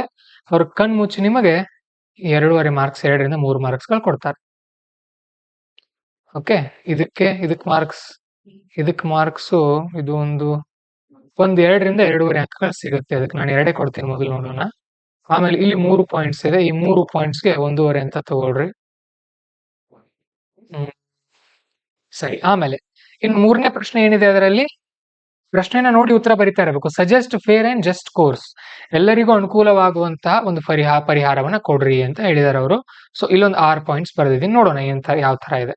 ಫಸ್ಟ್, ಕೈಗೊಳ್ಳಬೇಕಾದ ಕ್ರಮಗಳು. ಮತ್ತೆ ರಿಪೀಟ್, ಅಲ್ಲಿ ಏನ್ ಮಾಡಿದ್ವಿ? ಅವ್ರ ಜೊತೆ ಹೋಗಿ ಮಾತಾಡಿದ್ವಿ. ಮತ್ತೆ ಇಲ್ಲೂ ಕೂಡ ಏನಂದ್ರೆ, ಇಲ್ಲಿ ಕ್ಲಾರಿಟಿ ಕೊಡೋದು ಉತ್ತರಕ್ಕೆ. ಏನಂದ್ರೆ, ಗ್ರಾಮಸ್ಥರೊಂದಿಗೆ ಗ್ರಾಮ ಸಭೆಯ ಮುಖಾಂತರ ಮಾತುಕತೆ ಮಾಡುವುದು. ಅಲ್ಲಿ ಗ್ರಾಮ ಸಭೆ ಪದ ಬಳಸಿರ್ಲಿಲ್ಲ, ಇಲ್ಲಿ ಗ್ರಾಮ ಸಭೆ ಆಡ್ ಮಾಡ್ತಾ ಇದ್ದೀನಿ. ಆಮೇಲೆ 2ನೇದು, ಕೇವಲ ಪರಿಹಾರ ಧನ ಮಾತ್ರವಲ್ಲದೆ ಪರ್ಯಾಯ ಕೌಶಲ್ಯ, ಉದ್ಯೋಗ ಮತ್ತು ಆಶ್ರಯಗಳನ್ನ ನೀಡಲು ಪ್ರಯತ್ನಿಸುವುದು. ಬರೀ ದುಡ್ಡು ಕೊಟ್ಬಿಡೋ ಹಾಗಿಲ್ಲ, ಅದ್ರ ಬದಲಾಗಿ ಅವರಿಗೆ ಕೌಶಲ್ಯ ಕಲಿಸೋದು, ಆಮೇಲೆ ಉದ್ಯೋಗ ಕೊಡೋದು, ಆಮೇಲೆ ಅವರಿಗೆ ಬೇರೆ ಜಾಗದಲ್ಲಿ ಆಶ್ರಯ ತಾಣಗಳ ಮನೆಗಳನ್ನೆಲ್ಲ ನಿರ್ಮಾಣ ಮಾಡಿಕೊಡೋದು. ಆಮೇಲೆ ಪುನರ್ವಸತಿ ಪ್ರದೇಶದಲ್ಲಿ ಉತ್ತಮ ಶಾಲೆ, ಶಿಕ್ಷಣ ಮತ್ತು ಮೂಲ ಸೌಕರ್ಯ ಒದಗಿಸೋದು. ಈಗ ಅವ್ರ ಮನೆಗಳೆಲ್ಲ ಹೋಗ್ತಾ ಇದೆ, ಅವ್ರನ್ನ ತಗೊಂಡ್ ಮತ್ತೆ ಬೇರೆ ಯಾವ್ದೋ ಊರಲ್ಲಿ ಶಿಫ್ಟ್ ಮಾಡ್ತಾ ಇದೀರಿ. ಅಲ್ಲಿ ಹೋಗ್ಬೇಕಂದ್ರೆ ಅವ್ರಿಗೆ ಏನೇನ್ ಬೇಕಾಗತ್ತೆ? ಒಳ್ಳೆ ಶಾಲೆಗಳು ಬೇಕು, ಶಿಕ್ಷಣ ವ್ಯವಸ್ಥೆ ಚೆನ್ನಾಗಿರ್ಬೇಕು, ಮೂಲ ಸೌಕರ್ಯಗಳಿರ್ಬೇಕು, ಹಾಗೆ ಇನ್ನೊಂದು ಪಾಯಿಂಟ್ ಮಿಸ್ ಆಗಿದೆ, ಆಸ್ಪತ್ರೆ ವ್ಯವಸ್ಥೆ ಇರಬೇಕು. ಇವನ್ನೆಲ್ಲ ಅಲ್ಲಿ ಕೊಡೋದು. ಅವಾಗ ತಾನೇ ಒಪ್ಕೊಳ್ತಾರ ಅವ್ರು. ಆಮೇಲೆ ಒಂದೇ ಬಾರಿಯ ಬದಲಿಗೆ ಹಂತ ಹಂತವಾಗಿ ಸ್ಥಳಾಂತರ ಮಾಡೋದು. ಇದು ಒಂದು ಪಾಯಿಂಟ್ ಇದರಲ್ಲಿ. ಮತ್ತೆ ಒತ್ತಾಯ ಪೂರ್ವಕ ಸ್ಥಳಾಂತರದ ಮೊದಲು ಸಮಗ್ರ ಸಾಮಾಜಿಕ ವರದಿಯನ್ನು ಸರ್ಕಾರಕ್ಕೆ ಸಲ್ಲಿಸೋದು. ಸರ್ಕಾರಕ್ಕೂ ಕೂಡ ವರದಿಯನ್ನು ಸಲ್ಲಿಸೋದು. ಆಮೇಲೆ ವೈಯಕ್ತಿಕ ಪ್ರತಿಷ್ಠೆಗೆ ಬೀಳದೆ ಸಂವಿಧಾನ, ಸರ್ಕಾರ ಮತ್ತು ಪ್ರಜೆಗಳ ನಡುವಿನ ಸೇತುವೆ ಅಂತ ಇರುವುದು. ಯಾರು ಮಾಡ್ತಾ ಇದಾರೆ ಇದನ್ನೆಲ್ಲ? DC ಅವ್ರು ಮಾಡ್ತಾ ಇದಾರೆ. ಅದಕ್ಕೋಸ್ಕರ ಈ ಪಾಯಿಂಟ್ ಇಲ್ಲಿ ನಾನ್ ಹೇಳಿದ್ರೆ ನೀವು ಕೇಳಲೇಬೇಕು ಅಂತ ಜನರ ಮೇಲೆ ಒತ್ತಾಯ ಆಗೋ ಹಾಗಿಲ್ಲ. ಆಮೇಲೆ ಸರ್ಕಾರಕ್ಕೆ ಇಲ್ರಿ ನಿಮ್ ಮಾತು ಕೇಳಲ್ಲ ಅನ್ನೋ ಕೂಡ ಅನ್ನೋ ಹಾಗಿಲ್ಲ. ಎಲ್ಲರ ನಡುವೆ ಸೇತುವೆ ಅಂತ ಕೆಲಸ ಮಾಡೋದು DC ಅವ್ರ ಕರ್ತವ್ಯ. ಇಲ್ಲೊಂದು 6 ಪಾಯಿಂಟ್ಸ್ ಇದೆ, ಇದಕ್ಕೊಂದು 3 ಮಾರ್ಕ್ಸ್ ತಗೊಳ್ರಿ. ಹೀಗೆ ಎಲ್ಲರನ್ನೊಳಗೊಂಡ ನೈತಿಕ, ಸುಸ್ಥಿರವಾದ ಮತ್ತು ನಾಗರಿಕ ಹಕ್ಕುಗಳನ್ನು ರಕ್ಷಿಸುವಂತಹ ವಿಧಾನವನ್ನ ಅನುಸರಿಸುತ್ತೇನೆ ಅಂತ ಬರಿಬೇಕು. ಯಾಕೆ? ನಿಮ್ಮನ್ನ ಕೇಳಿದಾರಲ್ಲ ಪ್ರಶ್ನೆನ, ನಾನು ಮಾಡ್ತೀನಿ ಅಂತ ಹೇಳ್ಬೇಕು ಧೈರ್ಯದಿಂದ. ಓಕೆ, ಇದು ಒಂದು ಮಾಡೆಲ್. ಬಹಳಷ್ಟು ಮತ್ತೆ ಬೇರೆ ಬೇರೆ ಮಾಡೆಲ್ಗಳಿದೆ. ಹಂತ ಹಂತವಾಗಿ ನಿಮ್ಗೆ ತಿಳಿಸ್ತಾ ಹೋಗ್ತೀವಿ. ಸೊ ಇದು ಕನ್ಕ್ಲೂಷನ್ಗೆ ಒಂದು 1/2 ಮಾರ್ಕ್ಸ್ ಅಂತ ಕನ್ಸಿಡರ್ ಮಾಡ್ರಿ. ಇಲ್ಲಿ 3.5 ಆಯ್ತು. ಇಲ್ಲೊಂದು 2.5, 4 ಒಂದು 6 ಆಯ್ತು, 6 ಇಲ್ಲಿ 7, 7.5, 7.5 ಇದೊಂದು 2, 7.5 ಒಂದು 2, 9.5. ನಾವು ಕಡಿಮೆನೆ ಕೊಟ್ಕೊಳ್ಳೋದು ನಾವು ಮೊದ್ಲೆ. ನಾವೇ ಇಲ್ಲಿ 15 ಕೊಟ್ವಿ ಅಂದ್ರೆ ಇಲ್ಲಿ ಕಡಿಮೆ ಆಗತ್ತೆ. ಇಲ್ಲಿ ಸ್ಟಾರ್ಟಿಂಗ್ ಅಲ್ಲಿ ಕಡಿಮೆನೆ ಇರಲಿ, 9.5 ಮಾರ್ಕ್ಸ್ ಇಷ್ಟು ಬಂದ್ರೆ ಸಿಗುತ್ತೆ ಅಲ್ವಾ. ಸೊ ಈ ತರ ಟೋಟಲ್ ನೀವು 6 ಪ್ರಶ್ನೆಗೆ 9 ಮಾರ್ಕ್ಸ್ ಬಿತ್ತು ಅನ್ಕೊಳ್ರಿ. 9 ಎಷ್ಟು 54 ಅಂಕಗಳು ಇಲ್ಲಿಂದ ಬರುತ್ತೆ ನಮಗೆ. ಇನ್ನು 13 ಪ್ರಶ್ನೆಗಳು, ಅದಕ್ಕೂ ಪ್ರತಿಯೊಂದಕ್ಕೂ 4 ಮಾರ್ಕ್ಸ್ ಬಿತ್ತು ತಗೊಳ್ರಿ. 13 4 52 ಅಲ್ವಾ. ಸೊ 52 + 54 106. 106 ಮಿನಿಮಮ್ ಆದ್ರೂ 106 ಆದ್ರೂ ಸಿಗುತ್ತೆ ನಮಗೆ. ಸೊ ನಮ್ ಟಾರ್ಗೆಟ್ 140 ಇರ್ಲಿ, 120 ತಗೊಂಡ್ರು ಕೂಡ ವೆರಿ ಗುಡ್. ಎಥಿಕ್ಸ್ ನಲ್ಲಿ 120 ಈಸಿಯಾಗಿ 120 ತಗೊಳ್ಬಹುದು. ಸ್ವಲ್ಪ ಈ ತರ ಕ್ರಿಯೇಟಿವ್ ಮೈಂಡ್ ಆಗ್ಬೇಕು. ಅಂದ್ರೆ ಎಥಿಕ್ಸ್ ನಲ್ಲಿ ಹೊರಗಿಂದ ಎಕ್ಸಾಂಪಲ್ಸ್ ಜಾಸ್ತಿ ಇರಲ್ಲ, ಅಲ್ಲಿದೆ ಹಾಕಿ ಬರೆಯೋದಿರುತ್ತೆ. ಎಥಿಕ್ಸ್ ಅಂದ್ರೆ ಇದೆ, ಮತ್ತೆ ಏನೂ ಇಲ್ಲ. ಓಕೆ, ನಾನು ಬರ್ದಿರೋ ಉತ್ತರನೇ ತೋರಿಸ್ತೀನಿ ಒಂದ್ಸಾರಿ. ನಾನು ಮ್ಯಾನಿಫೆಸ್ಟ್ IAS ಅಂತ ಇತ್ತು, ಅಲ್ಲಿ ಬರ್ದಿದ್ದೆ ಉತ್ತರಗಳನ್ನ. ನಮ್ ಸರ್ ಚೆಕ್ ಮಾಡ್ತಾ ಇದ್ರು, ಚೆಕ್ ಮಾಡಿ ಸ್ಕೋರ್ ಕೂಡ ಕೊಟ್ಟಿದ್ರು ಅವರು ಅವಾಗ.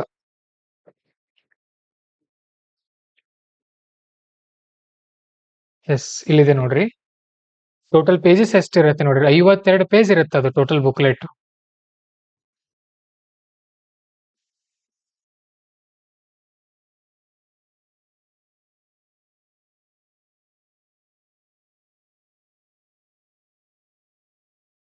ಇದು ಮ್ಯಾನಿಫೆಸ್ಟ್ IAS ಅಂತ 2022-23 2022 ಜೂನ್ ಅಲ್ಲಿ ಬರ್ದಿದ್ದೆ ನಾನು ಅವಾಗ.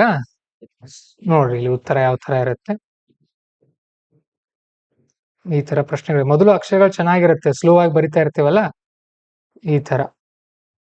ಇದು 2 ಪೇಜು, ಆಮೇಲೆ ಮತ್ತೊಂದು ಪ್ರಶ್ನೆ ಇದಕ್ಕೆ 2 ಪೇಜು, ಆಮೇಲೆ ಮತ್ತೊಂದು ಪ್ರಶ್ನೆ ಇದಕ್ಕೆ 2 ಪೇಜು, ಮತ್ತೊಂದು ಪ್ರಶ್ನೆ ಇದಕ್ಕೆ 2 ಪೇಜು. ಇದು ನಮ್ಮ ಟೆಲಿಗ್ರಾಮ್ ಚಾನಲ್ ಇದೆ, ಫೈಲ್ ಸೆಕ್ಷನ್ ಹೋಗಿ ಎಥಿಕ್ಸ್ ಅಂತ ಸರ್ಚ್ ಮಾಡಿ ಸಿಗುತ್ತೆ. 5ನೇ ಪ್ರಶ್ನೆ, 6ನೇ ಪ್ರಶ್ನೆ, ಆಮೇಲೆ 7ನೇ ಪ್ರಶ್ನೆ, 8, 9, 10, 11. ಇಲ್ಲಿ ನೋಡ್ರಿ, ಬರ್ತಾ ಕೆಲವೊಂದ್ ಕಡೆ ಜಾಸ್ತಿ ಎಕ್ಸ್ಪ್ಲೈನ್ ಮಾಡೋಕ್ ಟೈಮ್ ಸಿಗ್ತಾ ಇರಲ್ಲ, ಅವಾಗ ಈ ತರ ಬರ್ದ್ ಬಿಡೋದು ನಡುವೆ. 12, 13 ಪ್ರಶ್ನೆಗಳು ಈ ತರ ಆಗುತ್ತೆ. ಆಮೇಲೆ ಕೇಸ್ ಸ್ಟಡಿ ಬರುತ್ತೆ ನೋಡ್ರಿ, ಆಮೇಲೆ ಈ ತರ ಒಂದು ಕೇಸ್ ಸ್ಟಡಿ. ಇದನ್ನ ನೋಡೋಣ, ಇಲ್ಲಿ ಅರ್ಥ ಮಾಡಿಸಿ ತೋರಿಸ್ತೇನೆ ನಿಮಗೆ ನಾನೇನು ಬರೆದಿದ್ದೆ ನೋಡೋಣ ಅವಾಗ. You are a civil service aspirant. ನೀವೊಬ್ಬ ನಾಗರಿಕ ಸೇವಾ ಪರೀಕ್ಷೆ ಆಕಾಂಕ್ಷಿ ಇದೀರಿ. And have been trying for exam since the last 4 years. ನೀವು ಹೈಲೈಟ್ ಮಾಡ್ಕೊಳ್ಬೇಕು ಓದುವಾಗ. ಎಕ್ಸಾಮ್ ನಲ್ಲಿ ಈ ತರ ಅಂಡರ್ಲೈನ್ ಮಾಡ್ಕೊಂಡಿದ್ರೆ ನೀವು ನೆಕ್ಸ್ಟ್ ಪಾಯಿಂಟ್ ಮರ್ತು ಬಿಡ್ತೀರಿ. ಓಕೆ, ಮರ್ತು ಬಿಡ್ತೀರಿ. ಮತ್ತೆ ಅದಕ್ಕೆ ಉತ್ತರ ಮುಂದಿನ ಪಾಯಿಂಟ್ ಬರಿಬೇಕು ಅಂತ ಅಂದ್ರೆ ಬೇಗ ಅಲ್ಲಿ ಅಂಡರ್ಲೈನ್ ಮಾಡ್ಕೊಂಡಿದ್ರೆ ಬೇಗ ಪಾಯಿಂಟ್ಸ್ ಬರಿಬಹುದು ನೀವು. You are a civil service aspirant, have been trying for exam since last 4 years. 4 ವರ್ಷದಿಂದ ನೀವು UPSC ಗೆ ಪ್ರಯತ್ನ ಪಡ್ತಾ ಇದ್ದೀರಿ. You are never recommended by UPSC. ಇಲ್ಲಿವರೆಗೂ ನಿಮ್ಮನ್ನ UPSC ಅವರು ಶಿಫಾರಸ್ ಮಾಡಿಲ್ಲ. ನಿಮ್ಗೆ ಜಾಬ್ ಯಾರು UPSC ಅವ್ರು ಕೊಡ್ತಾರಾ ಹೇಳ್ರಿ? ಎಕ್ಸಾಮ್ ಪಾಸ್ ಆದ್ಮೇಲೆ UPSC ಜಾಬ್ ಕೊಡುತ್ತಾ ನಿಮ್ಗೆ? ಯಾರು ಮಾಡ್ತಾರೆ? ಜಾಬ್ ಯಾರು ಕೊಡ್ತಾರೆ ನಿಮ್ಗೆ? ಅದೇ ಯಾರು, ಯಾವ ಡಿಪಾರ್ಟ್ಮೆಂಟ್? ಸರ್, ಯಾವ್ದಂದ್ರಿ? ಅದೇ DOPT ಅಂತ ಇದೆ, department of personal and training ಅಂತ ಬರುತ್ತೆ, ಸಿಬ್ಬಂದಿ ಇಲಾಖೆ ಅಂತ ಕರೀತಾರೆ ಅದನ್ನ. ಇವ್ರಿಗೆ UPSC ಅವರು ರೆಕಮೆಂಡ್ ಮಾಡ್ತಾರೆ, ನಾವು ಪರೀಕ್ಷೆ ತಗೊಂಡಿದೀವಿ, ಈ ಹುಡುಗ ಯೋಗ್ಯ ಇದ್ದಾನೆ, ಈ ಹುಡುಗಿ ಯೋಗ್ಯ ಇದ್ದಾಳೆ, ಇವ್ರಿಗೆ ನೀವು ಜಾಬ್ ಕೊಡಬಹುದು ಅಂತ ಶಿಫಾರಸ್ ಮಾಡುತ್ತಷ್ಟೇ. ಅವ್ರು ನಿಮ್ಗೆ ಉದ್ಯೋಗ ಕೊಡೋದು, ಗೊತ್ತಿರ್ಲಿ.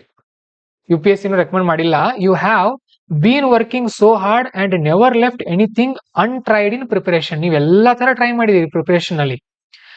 Even your mentors believe that you have given your best. ನಿಮ್ಮ ಮೆಂಟರ್ಗಳು ಕೂಡ ನೀವು ತುಂಬಾ ಚೆನ್ನಾಗೇನೆ ಪ್ರಯತ್ನ ಪಡ್ತಾ ಇದೀವಿ ಅಂತ ನಂಬಿದ್ದಾರೆ ಅವರು. But in all these years the luck is not in your favour. Luck ನಿಮ್ಮ ಪರವಾಗಿಲ್ಲ. Meanwhile your mother prays day in and day out for your success. ಈ ಸಂದರ್ಭದಲ್ಲಿ ನಿಮ್ಮ ತಾಯಿಯವರು ಪ್ರತಿದಿನ ಪ್ರಾರ್ಥನೆ ಮಾಡ್ತಾ ಇದ್ದಾರೆ. ಕೀವರ್ಡ್ಗಳಿಗೆ ಮಾತ್ರ ಅಂಡರ್ಲೈನ್ ಮಾಡ್ಬೇಕು, ಈ ತರ ನಾನು ಮಾಡೋ ತರ ಮಾಡಬಾರ್ದು. ಮತ್ತೆ ನಾನು ಓದ್ತಾ ಇದೀನಿ UPSC ಒಂದು mother prays, day in and day out. After seeing your unfaithful result she consults an astrologer. ಜ್ಯೋತಿಷಿ ಬಳಿ ಹೋದ್ರು, ನಂತರ ಇರುವಂತ ಜ್ಯೋತಿಷಿ ಬಳಿ ಹೋದ್ರು. The astrologer says that you will never become a civil servant. ಜ್ಯೋತಿಷಿ ಏನ್ ಹೇಳಿದ್ರು ಅಂದ್ರೆ, ನೀವು IAS ಸಿವಿಲ್ ಸರ್ವೆಂಟ್ ಆಗೋಕ್ ಸಾಧ್ಯನೇ ಇಲ್ಲ ಅಂತ ಹೇಳಿದ್ರು. And you have to drop the idea. ನೀವು ಅವಾಗ ಏನ್ ಮಾಡ್ಬೇಕು, ನಿಮ್ಮ ಐಡಿಯಾನ ಡ್ರಾಪ್ ಮಾಡ್ಬೇಕಾಗತ್ತೆ. In fact, he suggests that you should take up a private job in domain which you have studied and you will be successful. ಮತ್ತೆ ಆತ ಏನ್ ಹೇಳ್ತಾನೆ ನೋಡ್ರಿ, ನಾನು ಎಷ್ಟು ಕೀವರ್ಡ್ ಹೈಲೈಟ್ ಮಾಡ್ತಾ ಇದ್ದೇನೆ ಅಷ್ಟೇ. ಒಂದ್ ಯಾವ್ದಾದ್ರು ಪ್ರೈವೇಟ್ ಜಾಬ್ ಮಾಡ್ರಿ, ನಿಮ್ಗೆ ಇಷ್ಟ ಇರೋ ಕ್ಷೇತ್ರದಲ್ಲಿ ಅದರಲ್ಲಿ ನೀವು ಸಕ್ಸಸ್ಫುಲ್ ಆಗ್ತೀರಿ ಅಂತ ಹೇಳ್ತಾ ಇದ್ದಾನೆ. Your mother strongly agrees with astrologer suggestion. ನಿಮ್ ತಾಯಿ ಕೂಡ ಅವ್ನು ಹೇಳಿದ್ದೆ ಕರೆಕ್ಟ್ ಅಂತ ಅನ್ಕೊಂಡ್ರು. What options are there before you and how do you respond to the situation. ನಿಮ್ಮ ಮುಂದೆ ಇರುವಂತ ಆಯ್ಕೆಗಳೇನು ಮತ್ತೆ ಇದಕ್ಕೆ ನೀವು ಹೇಗೆ ಪ್ರತಿಕ್ರಿಯಿಸುತ್ತೀರಿ. ಇಲ್ಲಿ ಸಣ್ಣ ಸಣ್ಣ ಪ್ರಶ್ನೆಗಳನ್ನ ಕೇಳಿಲ್ಲ ಅವ್ರು, ಜಸ್ಟ್ ಪ್ಯಾರಾಗ್ರಾಫ್ ಒಂದೇ ಕೊಟ್ಬಿಟ್ಟಿದ್ದಾರೆ. ಇಲ್ಲಿ ಆಯ್ಕೆಗಳನ್ನ ನೀವೇ ಕ್ರಿಯೇಟ್ ಮಾಡ್ಕೊಳ್ಬೇಕು, ಅವುಗಳಿಗೆ ಪರಿಹಾರನೂ ಕೂಡ ನೀವೇ ಕೊಟ್ಕೊಳ್ಬೇಕು. ಹೇಳ್ರಿ ಆಯ್ಕೆಗಳು ಎಷ್ಟಿದೆ ನಿಮ್ ಮುಂದೆ ಟೋಟಲ್? ಫಸ್ಟ್ ಆಯ್ಕೆ ಹೇಳ್ರಿ. ಕಂಟಿನ್ಯೂ ಮಾಡೋದು ಮೊದಲ ಆಯ್ಕೆ. ನಮ್ ತಾಯಿ ಮಾತು ಕೇಳಲ್ಲ, ಜ್ಯೋತಿಷಿ ಮಾತು ಕೇಳಲ್ಲ, ಏನ್ ಬೇಕಾದ್ ಮಾಡ್ಕೊಳ್ರಿ ನೀವಂತ ಹೇಳಿ ನನ್ನ ಪಾಡಿನ ಸಿವಿಲ್ ಸರ್ವಿಸ್ ಕಂಟಿನ್ಯೂ ಮಾಡೋದು ಫಸ್ಟ್ ಆಯ್ಕೆ. ಆನ್ಲೈನ್ ಅವ್ರು ನೀವು ಟ್ರೈ ಮಾಡ್ರಿ, ಇದು ಮೊದಲ ಆಯ್ಕೆ ಆಯ್ತು. ಮತ್ತೆ ನೆಕ್ಸ್ಟ್ ಸೆಕೆಂಡ್ ಪ್ರೈವೇಟ್ ಜಾಬ್ ಮಾಡೋದು. ಜ್ಯೋತಿಷಿ ಮಾತನ್ನ ನಂಬಿ ಬೇಡಪ್ಪ ಅವ್ನು ಹೇಳಿದಾನೆ ಅಂತ ಹೇಳಿ ಹೋಗಿ ನಿಮ್ ಪಾಡಿ ನೀವು ಪ್ರೈವೇಟ್ ಜಾಬ್ ಮಾಡೋದು. ಮತ್ತೆ ಮೂರನೇ ಆಪ್ಷನ್ ಅಷ್ಟೇನಾ?